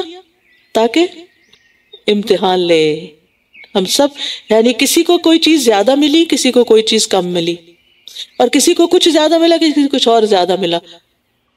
یعنی ہر شخص کی زندگی میں سب کچھ نہیں ہوتا، کمی بیشی ہوتی۔ یہ کیوں؟ آزمائش کے لیے کہ جو چیزیں ملی ہیں ان پہ کتنا شکر ادا کر رہے ہو، اور جو چیز نہیں ملی یا تم سے چھن گئی اس پہ صبر کتنا کر رہے ہو۔ یہ ہے اصل امتحان۔ سورۃ الاعراف یہ ایک کتاب ہے جو آپ کی طرف نازل کی گئی ہے، یعنی قرآن پاک، سو آپ کے سینے میں اس سے کوئی تنگی نہ ہو، یعنی اس کے احکامات سن کر دل میں تنگی نہیں آنی چاہیے۔ کیا سوچنا چاہیے؟ رب نے اتارا ہے نا، وہ جانتا ہے میری کیپیسٹی کتنی ہے، اور رب ہی مجھے توفیق دے گا کہ میں اس حکم پر عمل کروں، اور میں رب سے ہی مانگتی ہوں کہ وہ مجھے اس پر عمل کرنے کی توفیق عطا کر دے۔ سو آپ کے سینے میں اس سے کوئی تنگی نہ ہو۔ کس لیے اتاری گئی؟ تاکہ آپ اس کے ذریعے خبردار کریں اور ایمان لانے والوں کے لیے ایک یاد دہانی ہو۔ جو نہیں مانے ہیں ان کو ڈرائیں، اور جو مان گئے ہیں ان کو یاد دہانی کرائیں۔ تو اس سے پتہ چلتا ہے کہ کتاب کا مقصد علم دینا بھی ہے، لیکن کتاب کا مقصد یاد دہانی کرانا ہے۔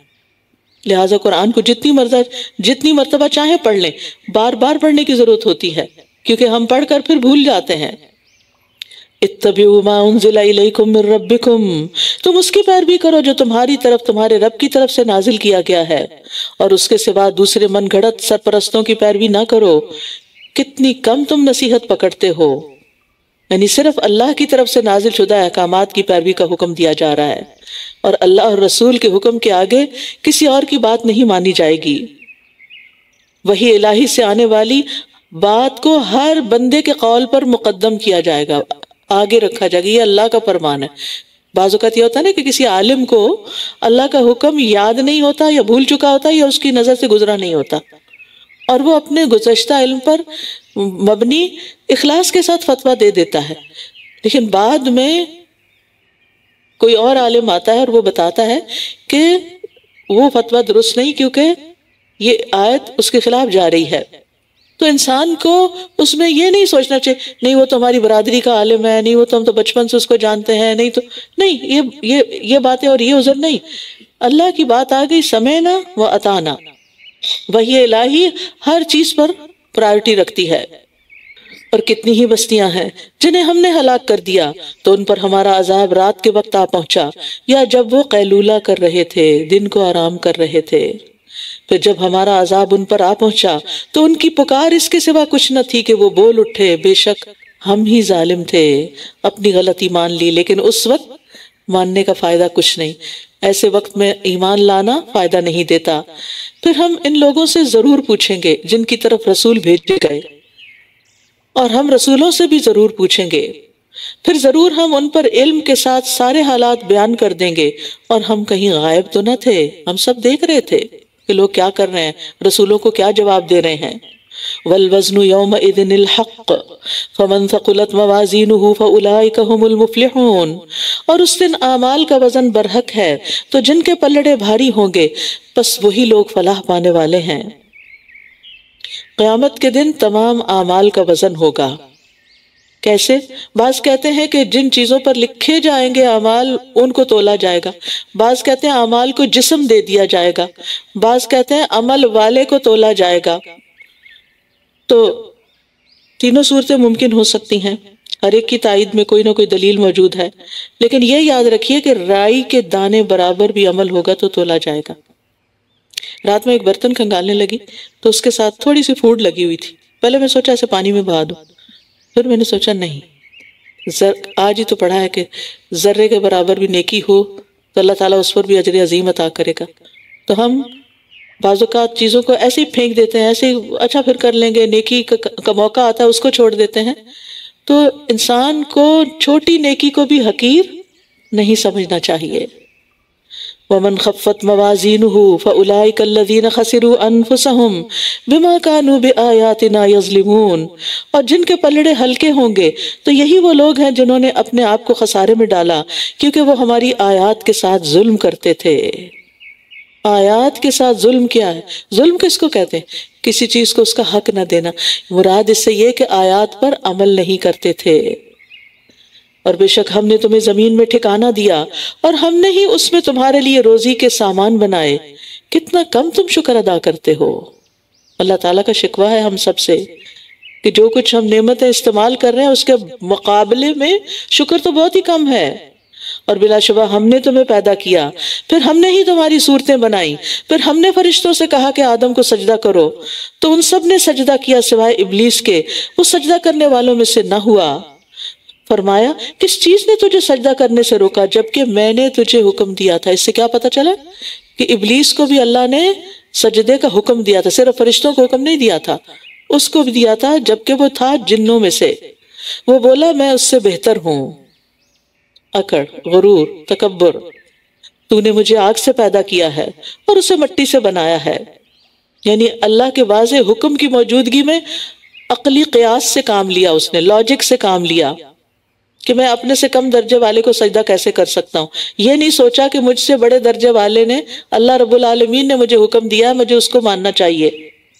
اہل علم فرماتے ہیں کہ پہلا شخص جس نے واضح حکم کی موجودگی میں قیاس کیا وہ ابلیس تھا، یعنی اللہ کا حکم چھوڑ کے اپنی عقلی لاجک اور دلیل پہ چل پڑا۔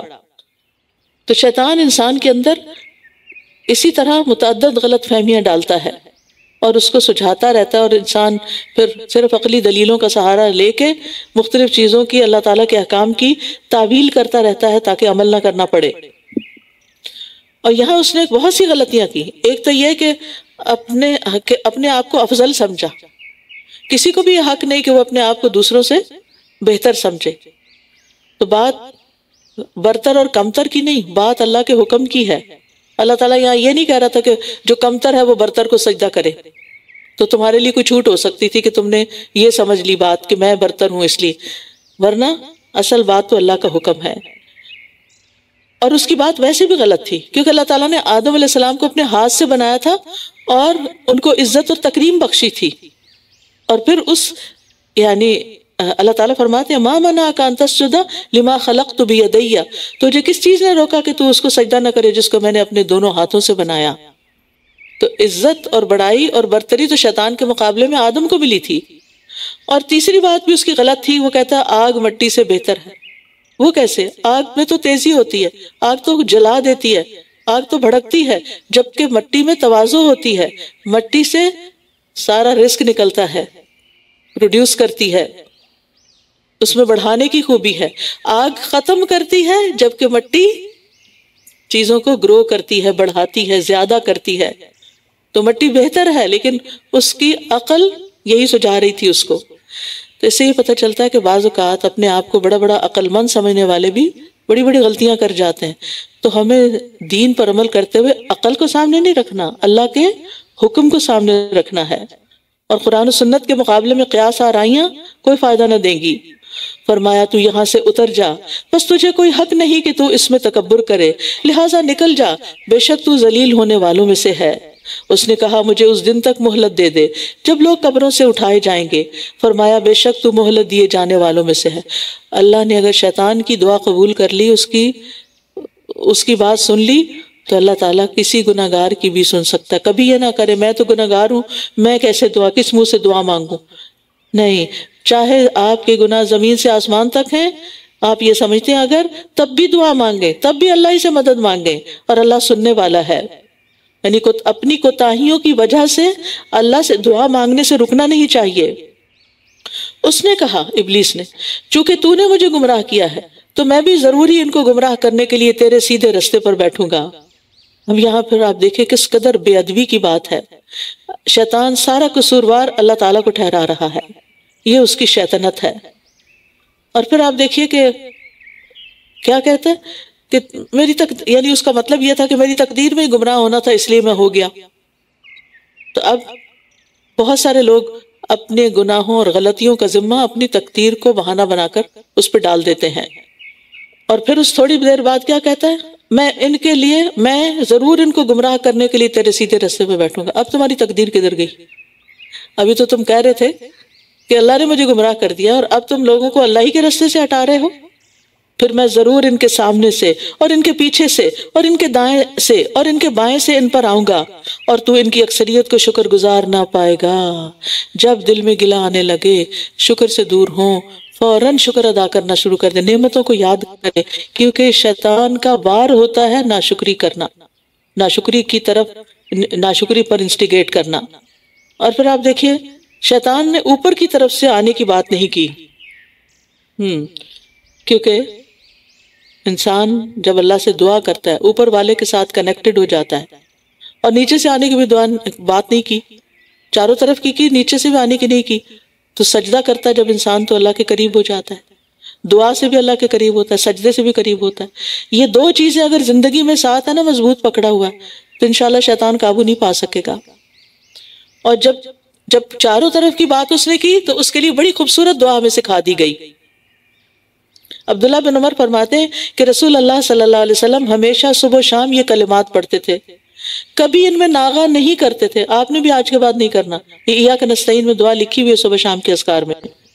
وہ دعا ہے، اللہم انی اسألک العافیۃ فی الدنیا والآخرہ، اللہم انی اسألک العفو والعافیۃ فی دینی و دنیای و اہلی و مالی، اللہم استر عوراتی و آمن روعاتی، اللہم احفظنی من بین یدی ومن خلفی وعن یمینی وعن شمالی ومن فوقی واعوذ بعظمتک ان اغتال من تحتی. چاروں طرف سے شیطان کے پھندے سے بچنے کے لیے حفاظت کی دعا مانگا کریں صبح و شام کہ اللہ مجھے اس سے بچا کے رکھ. فرمایا یہاں سے نکل جا، مذمت کیا ہوا، رحمت سے دور کیا ہوا، جو کوئی ان میں سے تیری پیروی کرے گا تو میں ضرور تم سب سے جہنم کو بھر دوں گا. استغفر اللہ. اور اے آدم، تم اور تمہاری بیوی جنت میں رہو، پھر تم دونوں جہاں سے چاہو کھاؤ، اور اس درخت کے قریب نہ جانا ورنہ تم دونوں ظالموں میں شمار ہوگے. پھر شیطان نے ان دونوں کے دل میں وسوسہ ڈالا تاکہ ان کے لیے ان کی شرمگاہیں ظاہر کر دے جو ان سے چھپائی گئی تھیں، اور کہنے لگا تمہارے رب نے تمہیں اس درخت سے اس لیے روکا کہ کہیں تم دونوں فرشتے نہ بن جاؤ یا ہمیشہ رہنے والوں میں سے نہ ہو جاؤ. کیسا دھوکہ دیا. جن باتوں کی کوئی حقیقت نہیں تھی وہ ان کو سجھائیں، وہ ان کے دل میں ڈالیں. اس لیے بھی پتہ چلتا ہے کہ آدم علیہ السلام فرشتوں کو اپنے سے بہتر سمجھتے تھے، تو اس لیے فرشتہ بننے کی خواہش ان کے اندر ڈال دی. اور یہ تو ہر انسان کے اندر ہوتا نا کہ میں جیوں 1000 برس اور ہر برس کے ہوں دن 1000. یعنی انسان چاہتا ہے کہ کبھی نہ مرے، لیکن اللہ سے ملاقات بھی تو مرے بغیر نہیں ہوگی نا، تو اس لیے موت کو برا نہیں سمجھنا چاہیے. وَقَاسَمَهُمَا إِنِّي لَكُمَا لَمِنَ النَّاصِحِينَ، اور اس نے ان دونوں سے قسمیں کھائیں، جھوٹی قسمیں، کہ بے شک میں تمہارے خیر خواہوں میں سے ہوں، میں خیر خواہ ہوں تمہارا. تو بعض اوقات دشمن بھی خیر خواہ کے روپ میں آتے ہیں. یہ کھلا دشمن تھا لیکن اس نے دھوکہ دیا، بس اس نے ان دونوں کو دھوکے سے مائل کر لیا. دلّاہما بغرور، دلّا کہتے ہیں ڈول کو کنویں میں ڈالنا. تو اب یہ جو اس نے آدم علیہ السلام کو گرا دیا، گویا نیچے پھینک دیا، اور ہوا بھی یہی نا، پھر آسمان سے نیچے آ گئے. پھر جب ان دونوں نے اس درخت کو چکھ لیا تو ان کی شرمگاہیں ان پر ظاہر ہو گئیں، اور وہ اپنے اوپر جنت کے پتے چپکانے لگے. اور ان کے رب نے ان کو پکارا، کیا میں نے تمہیں اس درخت سے روکا نہ تھا اور تمہیں کہا نہ تھا کہ شیطان تمہارا کھلا دشمن ہے؟ یہاں فلا یہاں تو اکلا منہا آتا ہے نا، سورۃ طٰہٰ میں ذاقہ آتا ہے، چکھا ہی تھا، ابھی چکھا ہی تھا کہ اللہ تعالیٰ ناراض ہو گئے، جنت کی کرامت چھن گئی، وہ بے لباس ہو گئے، لیکن فوراً اپنے آپ کو ڈھانکنے لگے۔ اس سے پتہ چلتا ہے کہ انسان فطرتاً باحیا ہے۔ بچوں کو بھی اب آپ نیپی چینج کرنے لگے تو رونے لگتے ہیں، اور بعض اوقات جب ذرا سمجھدار ہوتے ہیں تو کھینچنے لگتے ہیں واپس۔ شیطان کو بے لباسی پسند ہے، ننگا ہونا جانوروں کی فطرت میں ہے، لہٰذا ان انسانوں کے اندر فطرت مسخ ہو چکی ہوتی ہے جو ننگا رہنے کو پسند کرتے ہیں۔ قالا ربنا ظلمنا انفسنا وان لم تغفر لنا وترحمنا لنکونن من الخاسرین، دونوں پکار اٹھے، اے ہمارے رب ہم نے اپنی جانوں پر ظلم کیا، اور اگر تو نے ہمیں نہ بخشا اور ہم پر رحم نہ کیا تو ہم ضرور خسارہ پانے والوں میں سے ہو جائیں گے۔ ان کو بڑی جلدی بات سمجھ آ گئی، اب شیطان کے مقابلے میں اپنا قصور مان لیا۔ یہ ہوتا ہے انسان، اور شیطانی رویہ کیا ہوتا ہے؟ لاجک پیش کرتے رہنا، دلیلیں اور تعویلیں دینا اپنے حق میں، اور حق بات کو قبول نہ کرنا۔ قال اهبطوا بعضكم لبعض عدو، فرمایا تم سب اتر جاؤ، سب چلو زمین میں، تم ایک دوسرے کے دشمن ہو، اور تمہارے لیے ایک وقت تک زمین میں جائے قرار اور فائدہ اٹھانا ہے۔ فرمایا اسی میں تم جیو گے اور اسی میں تم مرو گے اور اسی سے تم نکالے جاؤ گے، چاند پہ کوئی نہیں جانا۔ اے بنی آدم، ہم نے تم پر لباس اتارا ہے جو تمہاری شرمگاہیں چھپاتا ہے اور زینت کا ذریعہ بھی ہے، اور تقوی کا لباس وہ سب سے بہتر ہے، یہ اللہ کی نشانیوں میں سے ہے تاکہ وہ نصیحت حاصل کریں۔ آسمان سے لباس آیا، جی ہاں، آسمان سے پانی اترتا ہے جس سے روئی اگتی ہے، ریشم بنتا ہے، اور جانور وہ کھاتے پیتے ہیں سبزیاں، اور تو پھر ان کے جسموں پر آپ کے لیے اون بنتی ہے۔ تو یہ سب کچھ اللہ کے اذن سے ہوتا ہے، آسمان اور زمین دونوں مل کر انسان کے لیے رزق تیار کرتے ہیں۔ اور پھر یہاں خاص بات کی گئی، وَلِبَاسُ التَّقْوَى ذَلِكَ خَيْرٌ، تقوی کا لباس ظاہری لباس سے بہتر ہے، اور یہ لباس ہمیشہ دل کے اندر رہنا چاہیے، کیونکہ تقوی کا مقام دل ہے نا، دل اور روح کا حسن جو ہے، زینت جو ہے، وہ تقوی ہے۔ یہ جو ظاہری لباس ہوتا ہے نا، جو ہم پہنے ہوئے ہوتے ہیں، یہ ہمیں صرف ایک ظاہری ہمارے سطر کو ڈھانکتا ہے، اور ایک محدود وقت تک کے لیے، مرنے کے بعد کفن ہوگا اور کفن بھی گل سڑ جائے گا، ختم یہ لباس، قیامت کے دن بغیر لباس اٹھائے جائیں گے، پھر جنت کا لباس ملے گا۔ تو بات یہ ہے کہ یہ انسان کی ظاہری خوبصورتی کا باعث ہے، عیب چھپاتا ہے انسان کے، ہن لباس لکم وانتم لباس لہن۔ لیکن جب دل میں تقویٰ آ جاتا ہے نا، تو وہ تقویٰ دنیا میں بھی ساتھ ہے، قبر میں بھی ساتھ ہے، اس سے جو دل خوبصورت ہوگا، مطمئن ہوگا، قلب مطمئن، وہ وہاں بھی ساتھ ہوگا، اور قیامت کے دن بھی تقویٰ ساتھ ہوگا، اور انسان کو عزت اور کرامت بخشنے کا ذریعہ ہوگا۔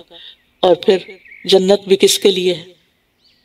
ان للمتقین مفازا حدائق وعنابا، کتنی نعمتیں ہیں، اور یہ کس کے لیے ہیں؟ للمتقین۔ تو تقوی، اور پھر آپ دیکھیے جب دل میں تقوی ہوتا ہے نا تو انسان بدگمانی کو دل میں نہیں آنے دے، آ بھی جائے تو اس باہر نکالتا ہے۔ انسان کو کسی کی بات سخت بری لگ جائے اور انتقام پہ تل جائے، تقوی اس کو کھینچ لیتا ہے، نہیں یہ نہیں کرنا، واپس صبر سکھاتا ہے۔ تو تقوی کی ہے، اور الحمدللہ رمضان آ رہا ہے، روزے آ رہے ہیں، جس سے مقصود کیا ہے، مطلوب کیا ہے؟ تقوی حاصل کرنا، بچ کے چلنا۔ اے بنی آدم، شیطان تمہیں ہرگز فتنے میں نہ ڈالے، جیسا کہ اس نے تمہارے والدین کو جنت سے نکلوا دیا تھا، اس نے ان دونوں سے ان کا لباس اتروا دیا تھا تاکہ وہ انہیں ان کی شرمگاہیں دکھائے۔ بے شک وہ اور اس کا قبیلہ وہاں سے تمہیں وہاں سے دیکھتا ہے جہاں سے تم انہیں نہیں دیکھتے۔ ان شیطانوں کو ہم نے ان لوگوں کا دوست بنایا ہے جو ایمان نہیں لاتے۔ تو شیطان جو ہے یہ بنی آدم کو جنت سے نکلوانے کا باعث بھی ہے، اور جنت کی طرف جانے سے روکتا بھی ہے، جانے نہیں دیتا۔ وہ کیا چاہتا ہے کہ سب لوگ میرے ساتھ جہنم میں جلیں، اور اس کے لیے وہ کیا ٹولز استعمال کرتا ہے؟ انسانوں کو ننگا کرنے کے، انسانوں کو بے لباس کرنے کے۔ تو بعض اوقات ہم نے لباس پہنا تھا مگر اتنا سکن ٹائٹ ہوتا ہے کہ ایک عضو نظر آ رہا ہوتا ہے، یہ بھی شیطانی عمل ہے، اس سے بھی بچنا چاہیے۔ اور جب وہ کوئی بے حیائی کا کام کرتے ہیں تو کہتے ہیں ہم نے اپنے آباء و اجداد کو اس پر پایا، ہمارے بڑے بھی یہی پہنتے تھے، یہی کرتے تھے، اور اللہ نے ہمیں اس کا حکم دیا ہے۔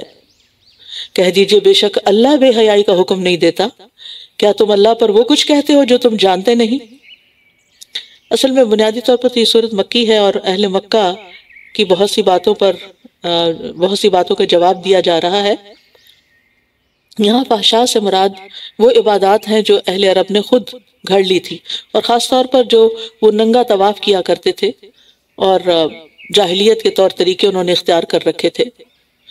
کہہ دیجئے میرے رب نے تو انصاف کا حکم دیا ہے، اور یہ کہ ہر نماز کے وقت اپنے رخ سیدھے رکھو، یعنی قبلے کی طرف منہ کرو، اور دین کو اسی کے لیے خالص کرتے ہوئے اسے پکارو، یعنی اخلاص کے ساتھ صرف اللہ کے لیے نماز پڑھو، جس طرح اس نے تمہاری ابتدا کی تھی ویسے ہی تم اس کی طرف لوٹو گے، یعنی جہاں سے آئے ہو اسی طرف جانا ہے۔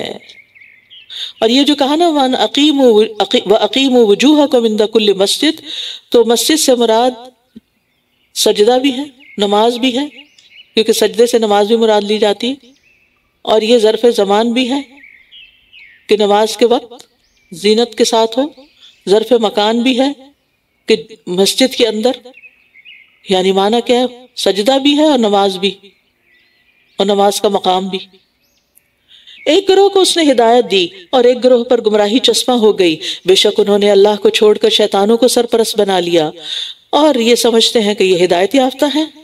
اے بنی آدم، ہر نماز کے وقت اپنی زینت اختیار کرو، اور لباس زینت ہے، یعنی پورے لباس میں نماز پڑھو، اور کھاؤ اور پیو اور اسراف نہ کرو، بے شک وہ اسراف کرنے والوں کو پسند نہیں کرتا۔ تو اس سے پتہ، اور زینت سے یہاں مراد کیا ہے؟ لباس، یعنی طواف اور نماز میں پردے کی چیزوں کو چھپانا فرض ہے۔ مرد کے لیے کمر سے گھٹنوں تک، یعنی گھٹنے کور ہونے چاہیے، عورت کے لیے چہرے اور ہاتھوں کے سوا سارا جسم ڈھکا ہوا ہونا چاہیے، بازو ننگے نہیں ہونے چاہیے، گلا اور کان اور یہ سب کچھ ننگا نہیں ہونا چاہیے، نماز کے وقت لباس تنگ نہیں ہونا چاہیے، نماز کے وقت لباس سی تھرو نہیں ہونا چاہیے، بال نظر نہیں آنے چاہیے۔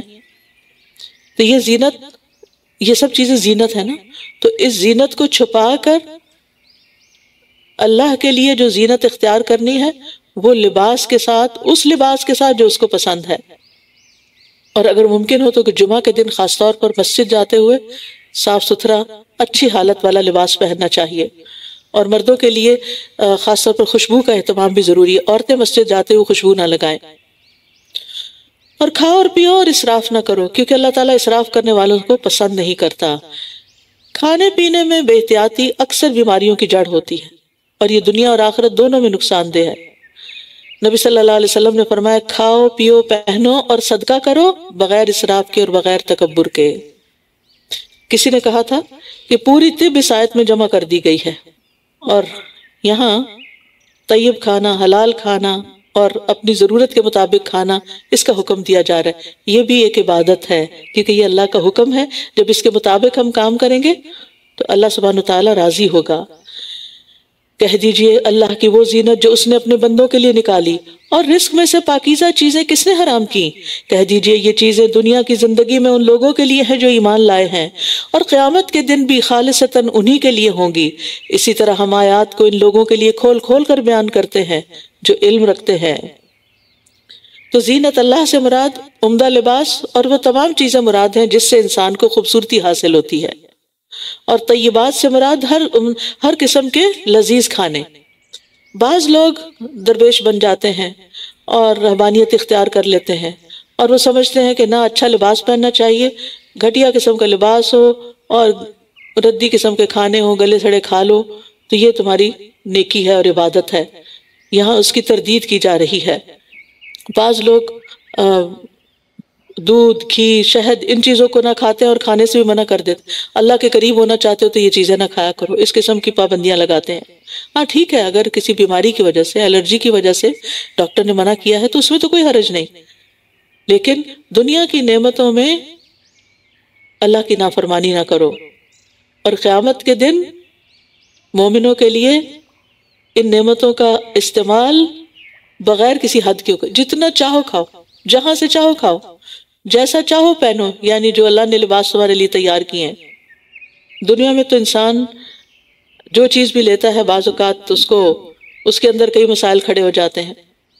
کہہ دیجئے میرے رب نے حرام کیا بے حیائی کے کاموں کو جو ان میں سے ظاہر ہوں اور جو پوشیدہ ہوں، اور گناہ اور ناحق زیادتی کو، اور یہ کہ تم اللہ کے ساتھ کسی کو شریک ٹھہراؤ جس کی اس نے کوئی دلیل نہیں اتاری، اور یہ کہ تم اللہ کے بارے میں وہ باتیں کہو جو تم جانتے جانتے۔ تو اس سے کیا پتہ چلتا ہے کہ اللہ نے بے حیائی کو حرام کیا، ظاہر میں، چھپ کر بھی، گناہ کو، ناحق زیادتی کو، شرک کو، اور اللہ کے بارے میں ایسی باتیں کہنے کو جو اللہ نے فرمائی ہی نہیں، یا اللہ کے بارے میں وہ بات کہنا جس کی کوئی حقیقت اور دلیل نہیں۔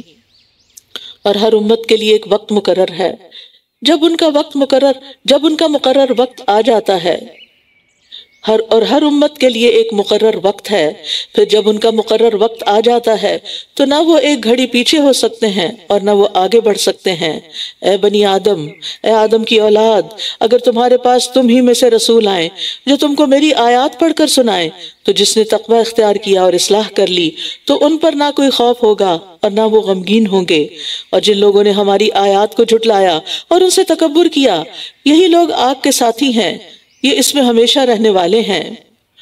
تو اس سے بڑا ظالم کون ہوگا جو اللہ کے بارے میں جھوٹ گھڑ لے یا اس کی آیات کو جھٹلا دے۔ یہی لوگ ہیں جنہیں لکھے ہوئے یعنی مقدر میں سے ان کا حصہ پہنچ کر رہے گا، یہاں تک کہ جب ان کے پاس ہمارے بھیجے ہوئے فرشتے آئیں گے جو انہیں فوت کریں گے، وہ کہیں گے کہاں ہے وہ جنہیں تم اللہ کو چھوڑ کر پکارا کرتے تھے؟ وہ کہیں گے وہ سب ہم سے گم ہو گئے ہیں، اور وہ خود اپنے خلاف گواہی دیں گے کہ بے شک وہ کافر تھے۔ وہ فرمائے گا تم بھی جن و انس کی ان جماعتوں کے ساتھ جو تم سے پہلے گزر چکی آگ میں داخل ہو جاؤ۔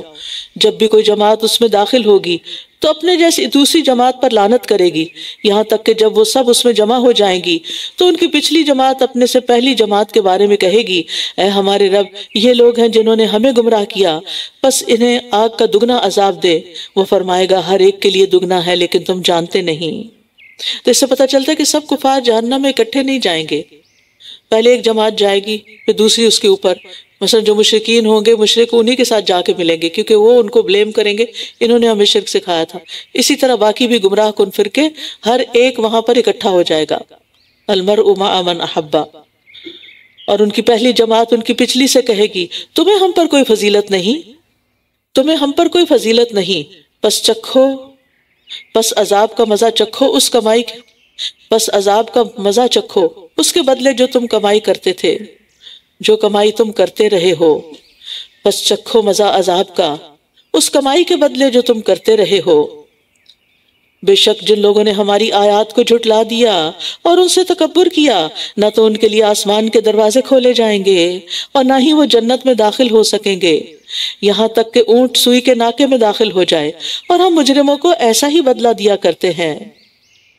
تو اس سے پتہ چلتا ہے کہ آسمان کے دروازے بھی ہیں، اور دروازے نہ کھلنے کا مطلب کیا ہے کہ ان کے اعمال اور دعائیں اوپر جانے کے لیے دروازے نہیں کھلتے، اور مرنے کے بعد جب فرشتے ان کی روحیں اوپر لے کے جاتے ہیں تو وہ بھی نہیں ان کے لیے کھلتے، جبکہ مومن کی روح کے لیے دروازے کھل جاتے ہیں اور اس کو ویلکم کیا جاتا ہے، فرشتے مرحبا کہہ کر اس کا استقبال کرتے ہیں۔ لیکن جب کافر کی روح آسمان تک پہنچتی ہے تو اس کے لیے دروازہ نہیں کھولا جاتا۔ لَهُم مِّن جَهَنَّمَ مِہَادٌ وَمِن فَوْقِهِمْ غَوَاشٍ، ان کے لیے جہنم ہی کا بچھونا ہوگا اور ان کے اوپر اسی کا اوڑھنا ہوگا، اور ہم ظالموں کو ایسا ہی بدلہ دیا کرتے ہیں۔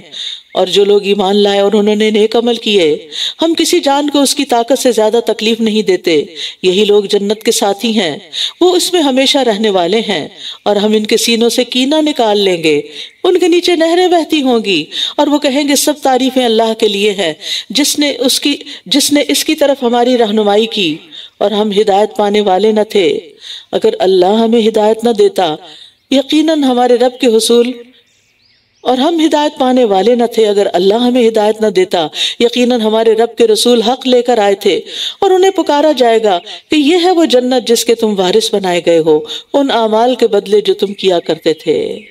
تو اس سے یہ پتہ چلتا ہے کہ اہل جنت کے دل صاف شفاف ہوں گے، کسی کے لیے کوئی بھی کدورت، کوئی بھی غم، کوئی بھی تکلیف نہیں ہوگی، ان کے اندر کوئی آپس کا اختلاف نہیں ہوگا، نہ کوئی بغض ہوگا، نہ کوئی نفرتیں ہوں گی۔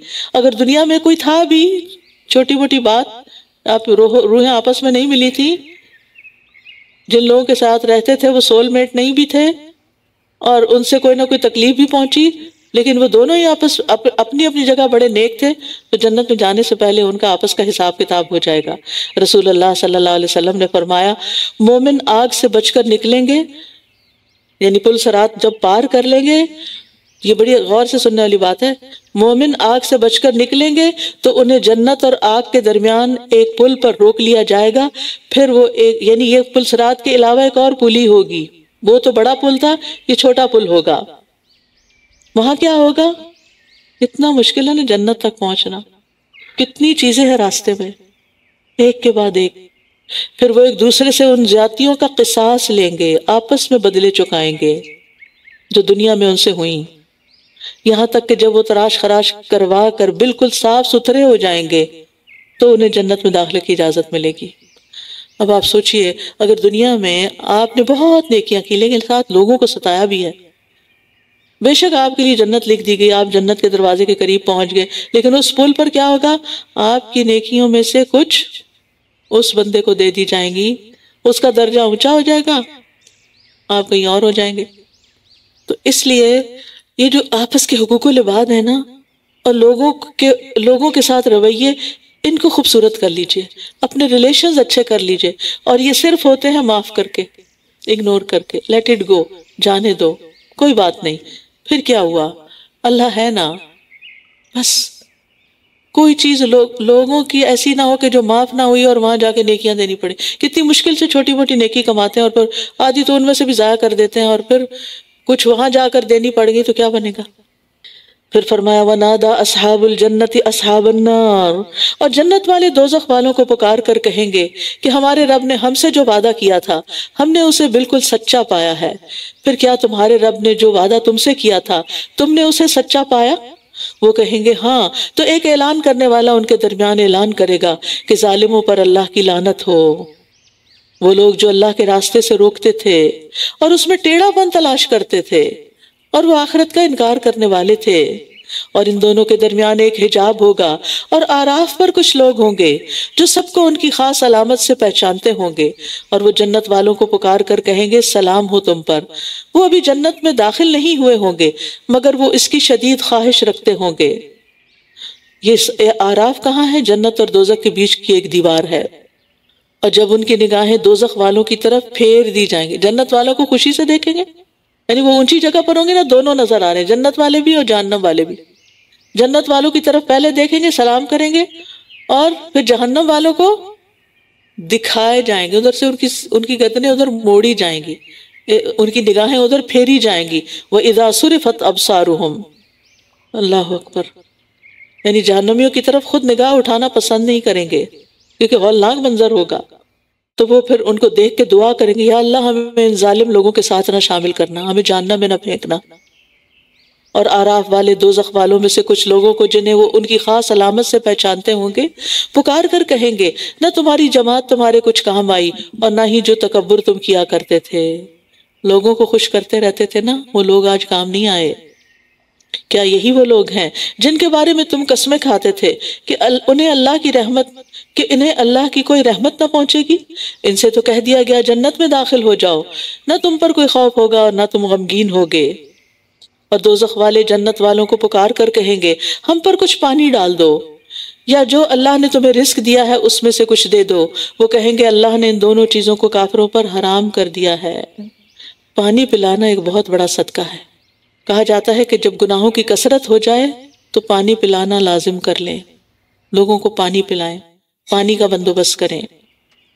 تو اس آیت میں اس بات کی دلیل ہے کہ پانی پلانا افضل عمل ہے۔ ابن عباس سے پوچھا گیا کون سا صدقہ افضل ہے، تو آپ نے کہا پانی پلانا۔ کیا آپ نے جہنمیوں کو نہیں دیکھا کہ جب وہ اہل جنت سے فریاد کریں گے اور کہیں گے کہ ہم پر کچھ پانی ڈالو یا کوئی کھانا ہی دے دو؟ اللہ نے کتے کو پانی پلانے والے کے گناہوں کو معاف کر دیا تھا، تو ایک انسان کا کیا مقام ہوگا کہ جو توحید پرست بھی ہو اور کسی انسان کو اور کسی نیک انسان کو کھلائے پلائے۔ کیونکہ ان افیزوا علینا من الماء، پانی کا ذکر پہلے، او مما رزقکم اللہ، یا یہ جنت کا جو رزق تمہیں اللہ نے دیا ہے۔ تو یہ آراف والے کون ہیں دراصل؟ یہ بھی بتاتی چلوں، آراف والے لوگ وہ ہوں گے جن کی نیکیاں اور بدیاں بالکل برابر ہوں گی.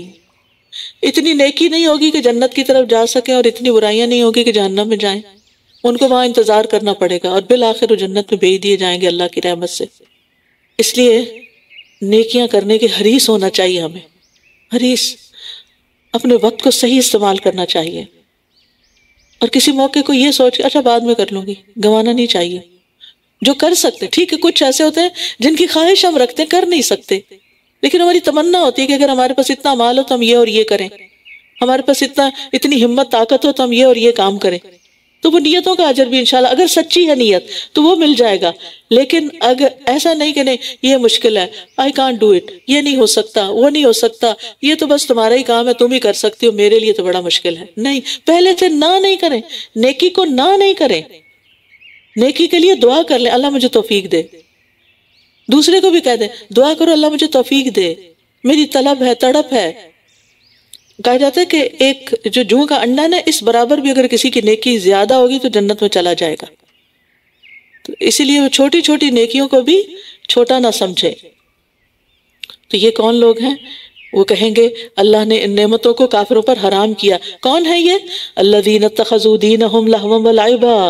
یہ وہ لوگ ہیں جنہوں نے اپنے دین کو لہو و لعب بنا لیا، کھیل تماشا بنا لیا، اور انہیں دنیا کی زندگی نے دھوکے میں ڈال رکھا تھا. تو آج ہم بھی انہیں بھلا دیں گے، جہنم میں پھینک کے بلا دیں گے، جیسا کہ یہ اپنے اس دن کی ملاقات کو بھول گئے تھے اور جیسے یہ ہماری آیات کا انکار کیا کرتے تھے. اور بلا شبہ ہم ان کے پاس ایک ایسی کتاب لائے ہیں جسے ہم نے اپنے علم کی بنا پر کھول کر بیان کیا ہے. وہ ان لوگوں کے لیے ہدایت اور رحمت کا ذریعہ ہے جو ایمان لاتے ہیں، ایمان والوں کو ہی اس سے فائدہ ملتا ہے. یہ تو بس اس کے انجام کا ہی انتظار کر رہے ہیں. جس دن اس کا انجام سامنے آئے گا تو جو لوگ اس سے پہلے اسے بھولے ہوئے تھے کہیں گے ہمارے رب کے رسول واقعی حق لے کر آئے تھے، تو کیا اب ہمارے لیے کوئی سفارشی ہیں کہ وہ ہمارے لیے سفارش کریں، یا ہم واپس بھیجے جائیں تو جو ہم کیا کرتے تھے اس کے برخلاف عمل کریں؟ یقیناً انہوں نے اپنے آپ کو خسارے میں ڈالا اور ان سے وہ سب کچھ کھو گیا جو یہ گھڑا کرتے تھے. کیونکہ انہوں نے دین کی بنیاد اللہ کے بتائے ہوئے احکامات پر نہیں رکھی تھی، اپنے ہی خیالات تھے ان کے، اپنے ہی گمان تھے، قیاس تھے، اپنی ہی لاجک تھی جس کو انہوں نے دین سمجھا ہوا تھا. اپنی مرضی کے کام کرتے تھے، اللہ کی مرضی کے نہیں. لہٰذا وہ سب جو باتیں گھڑ گھڑ کے انہوں نے اپنے آپ کو تسلی دے رکھی تھی وہ سب ان سے کھو جائیں گی. یہاں تعویل کا ذکر ہوا نا، تو تعویل انجام کو بھی کہتے ہیں. ان ربکم اللہ الذی خلق السماوات والارض فی 6 ایام. بے شک تمہارا رب اللہ ہے جس نے آسمانوں اور زمین کو 6 دنوں میں بنایا، پھر وہ عرش پر مستوی ہوا. وہ رات سے دن کو اس طرح ڈھانپ دیتا ہے کہ وہ تیزی سے اس کو آ لیتی ہے، اور سورج اور چاند اور ستارے اس کے حکم سے مسخر کیے ہوئے ہیں. خبردار، پیدا کرنا اور حکم دینا اسی کا کام ہے. اس نے پیدا کیا نا، حکم بھی اسی کا چلنا چاہیے. بہت بابرکت ہے اللہ جو رب العالمین ہے. ادعوا ربکم تضرعا وخفیہ انہ لا يحب المعتدین. تم اپنے رب کو عاجزی کے ساتھ اور چپ کے پکارا کرو، بے شک وہ حد سے تجاوز کرنے والوں کو پسند نہیں کرتا. یہاں دعا مانگنے کے آداب سکھائے جا رہے ہیں. پہلا ادب، دعا عاجزی سے گڑ گڑا کر خشوع سے ہونی چاہیے. اس لیے تنہائی میں دعا کرنا زیادہ مناسب ہے، بہتر ہے، کیونکہ اس میں ریاکاری نہیں ہوتی. دوسرا یہ کہ حد سے بڑھنا اللہ تعالیٰ کو ہرگز پسند نہیں. ٹھیک ہے، مثلا دعا میں چیخنا چلانا، اسی طرح دعا میں کسی کو شریک کرنا، کسی اور سے مانگنا، یا کسی پر ظلم کرنے کی دعا کرنا، کسی کو خواہ مخواہ کے بد دعائیں دینا، یہ بھی پسندیدہ نہیں. ایسی دعائیں مانگنا کہ جو پاسبل نہیں، مثلا یہ کہ میں کبھی نہ مروں، یہ دعا نہیں کرنی چاہیے. یہ حد سے بڑھنے والی بات ہے. ہر شخص ایک لمیٹڈ ٹائم کے لیے دنیا میں آیا ہے. یا کسی ایسی چیز کی دعا کرنا جس کے بارے میں علم نہ ہو کہ اللہ کو اس کا مانگنا پسند ہے، جیسے نوح علیہ السلام کے اپنے بیٹے کے لیے دعا، کیونکہ ان کو نہیں پتا تھا کہ اللہ تعالیٰ کو یہ پسند نہیں آئے گی بات. جب پتا چلا تو فوراً رجوع کر لیا. اسی طرح مسنون دعائیں چھوڑ کر خود ساختہ دعائیں خود ساختہ طریقوں سے کرنا، مقفع مسجع کلام، اشعار وغیرہ، یہ بھی حد سے بڑھنے والی بات ہے. اور تم زمین میں اس کی اصلاح کے بعد فساد نہ کرو اور اسے خوف اور امید کے ساتھ پکارو. بے شک اللہ کی رحمت نیک لوگوں سے قریب ہے. ان رحمت اللہ قریب من المحسنین، محسنین کے قریب ہے اللہ کی رحمت. جو دوسروں کے ساتھ حسن سلوک کرتے ہیں، ان کو معاف کر دیتے ہیں، ان کے ساتھ اچھا نباہ کرتے ہیں، ان کی خرابیوں، کمیوں، کمزوریوں، کوتاہیوں کے باوجود ان کو گلے سے لگاتے ہیں. دیکھیے انسان کو دے کر جو خوشی ہوتی ہے نا، ایک اصول یاد رکھیے، انسان کو دے کر جو خوشی ہوتی ہے وہ لے کر اتنی نہیں ہوتی. دینے والا زیادہ خوش قسمت ہوتا ہے. اس لیے دینے والے بن جائیں، چاہے کچھ بھی دیں. صرف مال نہیں، مال کے علاوہ جو بھی اللہ نے آپ کو دیا ہے، عقل، سمجھ، علم، اور کچھ نہیں تو مسکراہٹیں ہی بانٹتے رہا کریں. کوئی آپ کو نظر آئے، دیکھے، سلام کرے، مسکرا کے جواب دیں. کسی کی مدد کر دیں، کسی کا ہاتھ پکڑ لیں، کسی کو کچھ آفر کر دیں، کسی کی کوئی ضرورت پوری کر دیں. یعنی کسی نہ کسی شکل میں دوسروں کے لیے خوشی کا پیغام بن جائیں، تب آپ کو خوشی ملے گی. اگر آپ دینے والے نہیں تو آپ زندگی میں کبھی خوش نہیں ہو سکتے. لکھ لیجئے، کبھی نہیں ہو سکتے. اسی طرح معاف کر دینا بھی اپنا حق چھوڑ دینا، یہ بھی دینا ہے. خوشیاں بانٹیے اور خوشیاں پائیے. خوشی بانٹیں گے تو خوشی ملے گی. آپ دیکھیں کہ لے کر نا وقتی خوشی ہوتی ہے، لیکن دے کر گہری خوشی ہوتی ہے، دل کے اندر تک جاتی ہے، روح سرشار ہو جاتی ہے. اس لیے آپ یہ سوچئے کہ آپ کے پاس کیا ہے وہ جو آپ کسی اور کو دے سکتے ہیں. ہر شخص سوچے، ہم میں سے کسی کے پاس مال ہوگا، کسی کے پاس علم ہوگا، کسی کے پاس وقت ہوگا، کسی کے پاس دوسروں کی خدمت کے لیے طاقت ہوگی، کسی کے پاس کوئی سکل ہوگی. بہت سے لوگوں کے پاس بڑی اچھی سکلز ہوتی ہیں، لیکن وہ دوسروں کے ساتھ شیئر نہیں کرتے. اور ہر روز سوچا کیجئے، آج میں نے کیا دیا، آج میں نے کیا کیا جس سے میں نے کسی کی زندگی میں کوئی خوشی بھر دی، کسی کی کوئی مدد کر دی. آپ کر کے تو دیکھیں، اور آؤٹ آف دا وے کرنا ہوگا. محسن وہ ہوتا ہے جو بدلے میں نہیں کرتا، کیونکہ بعض اوقات ہم اس کے ساتھ تو اچھا کرتے ہیں جو ہمارے ساتھ اچھا کرتا ہے، لیکن اس کے ساتھ اچھا نہیں کرتے جو ہمارے ساتھ اچھا نہیں ہوتا. پھر ہم ضد میں آ جاتے ہیں. تو ضد تو اچھی بات نہ ہوئی، ضد سے اپنا ہی نقصان ہوتا ہے، کسی کا کچھ نہیں جاتا. تو ان رحمت اللہ قریب من المحسنین. اور خاص طور پر کوئی نیکی کر کے پھر آپ دعا کریں، وہ دعا بھی جلدی قبول ہوگی. صدقہ بلاؤں کو ٹالتا ہے.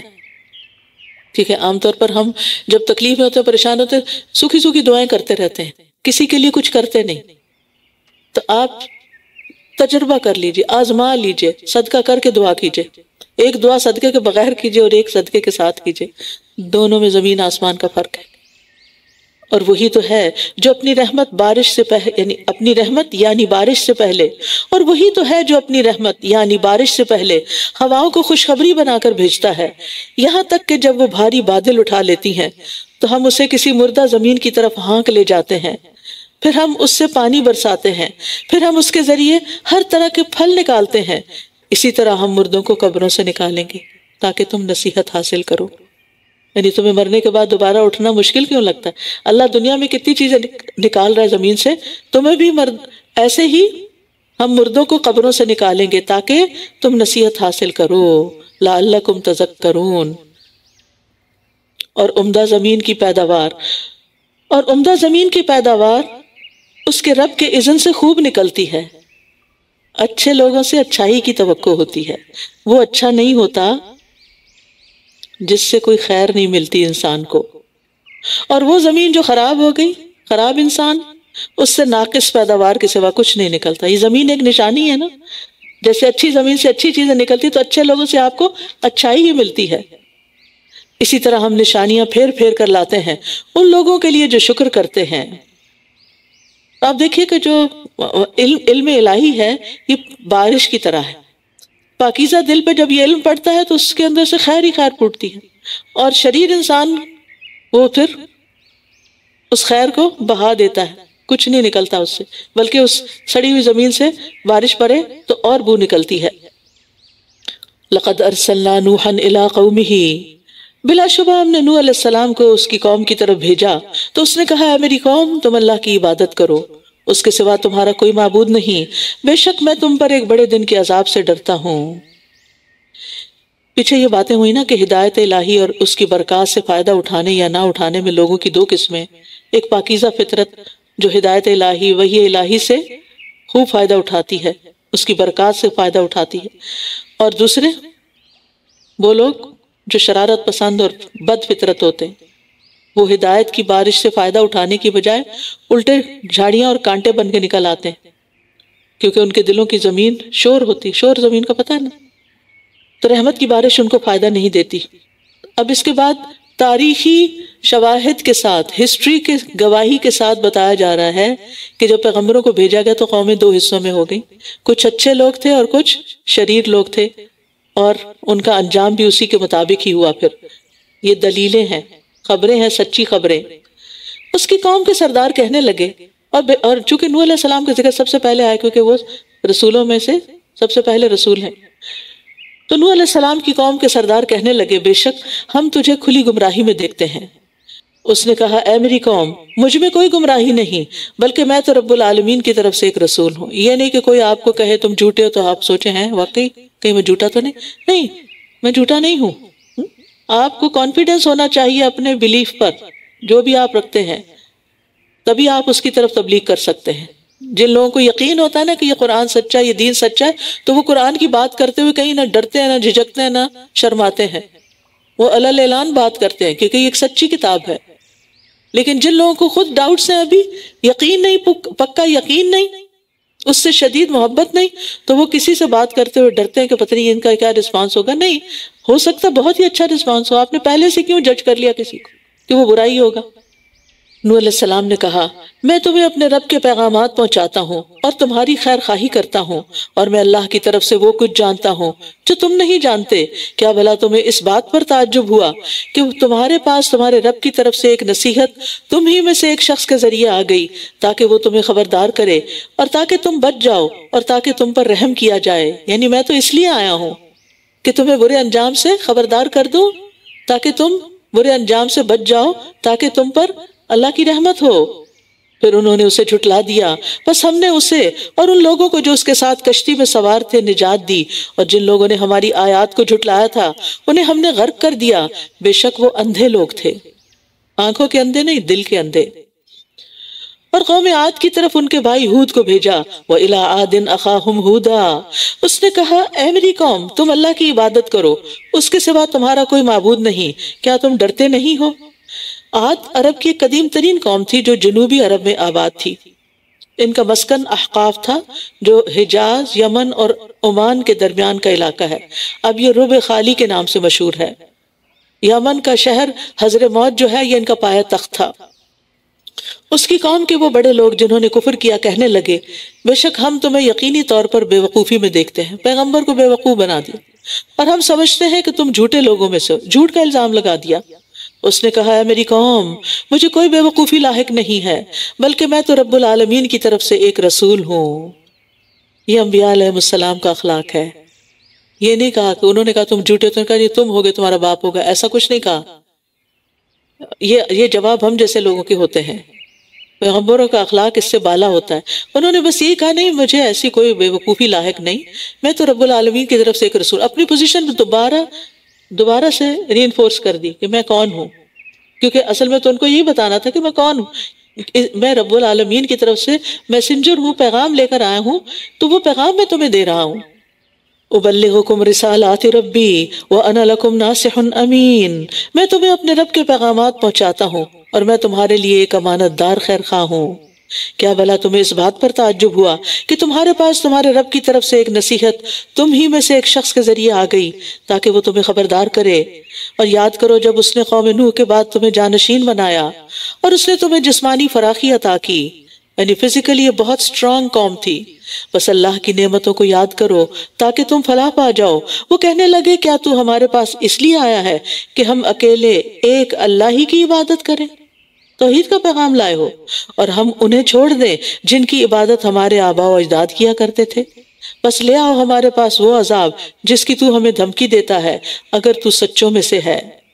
اس نے کہا یقیناً تم پر تمہارے رب کی طرف سے ایک عذاب اور غضب واقع ہو چکا ہے، سمجھو ڈن ہو گیا۔ کیا تم مجھ سے ان ناموں کے بارے میں جھگڑتے ہو جنہیں تم نے اور تمہارے آباء و اجداد نے رکھ لیا؟ اللہ نے ان کی کوئی دلیل نہیں اتاری، بس انتظار کرو، بے شک میں بھی تمہارے ساتھ انتظار کرنے والوں میں سے ہوں۔ ان لوگوں نے کچھ نام رکھ لیے تھے اور ان ناموں کے جو اسم با مسمى یعنی جن کے انہوں نے نام رکھے ہوئے تھے ان کو اللہ کا شریک قرار دیا ہوا تھا۔ آج آپ دیکھیں کہ ہمارے ہاں مسلمانوں کے اندر کیا صورتحال ہے۔ کسی کو غوث اعظم کہتے ہیں، یہ تو خود ہی نام رکھ لیا نا، انہوں نے خود تو اپنا یہ نام نہیں رکھا تھا۔ بچوں کے نام کیا رکھ دیتے؟ پیراں دتا۔ بچوں کے نام کیا رکھ دیتے ہیں؟ پیراں دتا، نہیں پیروں نے دیا، انا للہ و انا الیہ راجعون۔ ہاں اللہ دیتا ہو تو پھر ٹھیک ہے، جس کا اللہ دیتا نام ہوتا ہے وہ AD لکھتا ہے، اللہ کا نام لینا ہی پسند نہیں۔ تو بات یہ ہے کہ یہ جتنے بھی نام لوگوں نے رکھ لیے ہیں یہ دراصل ان کے اپنے ذہن کی اختراع ہے، اللہ نے اس کی کوئی دلیل نہیں اتاری کہ اللہ کے علاوہ اور بھی کوئی تمہیں خزانے بخش سکتا ہے، گنج بخش ہو سکتا ہے، یا پھر تمہاری فریادیں سن سکتا ہے۔ یہ صرف تمہارے اپنے خیالات ہیں۔ پھر ہم نے اپنی رحمت سے نجات دی اسے جو اس کے ساتھ تھے، اور ہم نے ان لوگوں کی جڑ کاٹ دی جنہوں نے ہماری آیات کو جھٹلایا تھا اور وہ ایمان لانے والے نہ تھے۔ اور قوم سمود کی طرف ان کے بھائی صالح کو بھیجا۔ سمود کا شمار بھی عرب کی قدیم ترین قوموں میں سے ہوتا ہے۔ عاد کے بعد سب سے زیادہ مشہور یہی قوم تھی، اسی بنا پر انہیں عاد ثانیہ بھی لکھا جاتا ہے۔ ان کا مسکن یعنی رہنے کی جگہ شمال مغربی عرب کا وہ علاقہ تھا جو آج بھی الحجر کے نام سے معروف ہے۔ نبی صلی اللہ علیہ وسلم تبوک جاتے ہوئے اس راستے سے گزرے تھے، یعنی قوم عاد کے بالکل اپوزٹ دوسری جانب۔ اور قوم سمود کی طرف ان کے بھائی صالح کو بھیجا۔ اس نے کہا، اے میری قوم، اللہ کی عبادت کرو، اس کے سوا تمہارا کوئی معبود نہیں۔ یقیناً تمہارے پاس تمہارے رب کی طرف سے کھلی دلیل آ گئی ہے۔ یہ اللہ کی اونٹنی تمہارے لیے ایک نشانی ہے، لہٰذا اسے چھوڑ دو کہ اللہ کی زمین میں چرتی پھرے، اور تم اسے کسی برائی کے ارادے سے مت چھونا، ورنہ تمہیں دردناک عذاب پکڑ لے گا۔ وَاذْكُرُوا إِذْ جَعَلَكُمْ خُلَفَاءَ مِن بَعْدِ عَادٍ، اور یاد کرو جب اس نے تمہیں قوم عاد کے بعد زمین کا جانشین بنایا اور تمہیں زمین میں ٹھکانہ عطا کیا۔ تم اس کی نرم مٹی سے محلات بناتے ہو، تعمیر کرتے ہو، اور تم پہاڑوں کو گھروں کی شکل میں تراشتے ہو، یعنی کچھ گھر خود بناتے تھے اور کچھ پہاڑوں کے اندر سے کھود کے گھر بناتے تھے۔ بس اللہ کی نعمتوں کو یاد کرو اور زمین میں مفسد بن کر مت پھرو۔ اس کی قوم کے جن سرداروں نے تکبر کیا تھا وہ ان کمزوروں سے جو ان میں سے ایمان لائے تھے کہنے لگے، کیا تم جانتے ہو کہ صالح واقعی اپنے رب کی طرف سے بھیجا ہوا ہے؟ انہوں نے کہا، جس چیز کے ساتھ وہ بھیجا گیا ہم اس پر ایمان لانے والے۔ سبحان اللہ، وہ بظاہر کمزور تھے، غریب تھے، لیکن ایمان نے ان کو مضبوط کر دیا تھا۔ جن لوگوں نے تکبر کیا، بڑا بنتے تھے، وہ کہنے لگے، جس چیز پر تم ایمان لائے ہو ہم تو اس کا انکار کرنے والے ہیں۔ پھر انہوں نے اونٹنی کی کونچیں کاٹ ڈالی اور اپنے رب کے حکم کے خلاف سرکشی کی، اور کہنے لگے، اے صالح، لے آؤ ہم پر جس کی تم ہمیں دھمکی دیتا ہے اگر تو رسولوں میں سے ہے۔ تو انہیں زلزلے نے آ پکڑا، یوں وہ اپنے ہی گھروں میں اوندھے کے اوندھے پڑے رہ گئے۔ تو وہ ان سے منہ موڑ کر چلا گیا اور کہا، اے میری قوم، یقیناً میں نے تمہیں اپنے رب کا پیغام پہنچا دیا تھا اور میں نے تمہاری خیر خواہی کی تھی، لیکن تم خیر خواہوں کو پسند نہیں کرتے تھے۔ تمہیں خیر خواہ پسند نہیں۔ آج بھی تو آپ دیکھیں لوگوں پہ خیر خواہی یعنی دوسرے لفظوں میں نصیحت بڑی بھاری ہوتی ہے، اور نصیحت کرنے والے سے وہ دور بھاگتے ہیں کہ پتہ نہیں ہمیں کیا کر دے گا۔ لیکن جو شخص ان کی خواہشات کے مطابق بات کرے اس سے بڑے خوش ہوتے ہیں۔ اور لوط کو ہم نے پیغمبر بنا کر بھیجا، جب اس نے اپنی قوم سے کہا، تم ایسے فحش کام کا ارتکاب کرتے ہو جس کا تم سے پہلے جہان والوں میں سے کسی نے بھی ارتکاب نہیں کیا۔ تم عورتوں کو چھوڑ کر مردوں کے پاس شہوت سے آتے ہو، بلکہ تم حد سے گزرنے والے لوگ ہو۔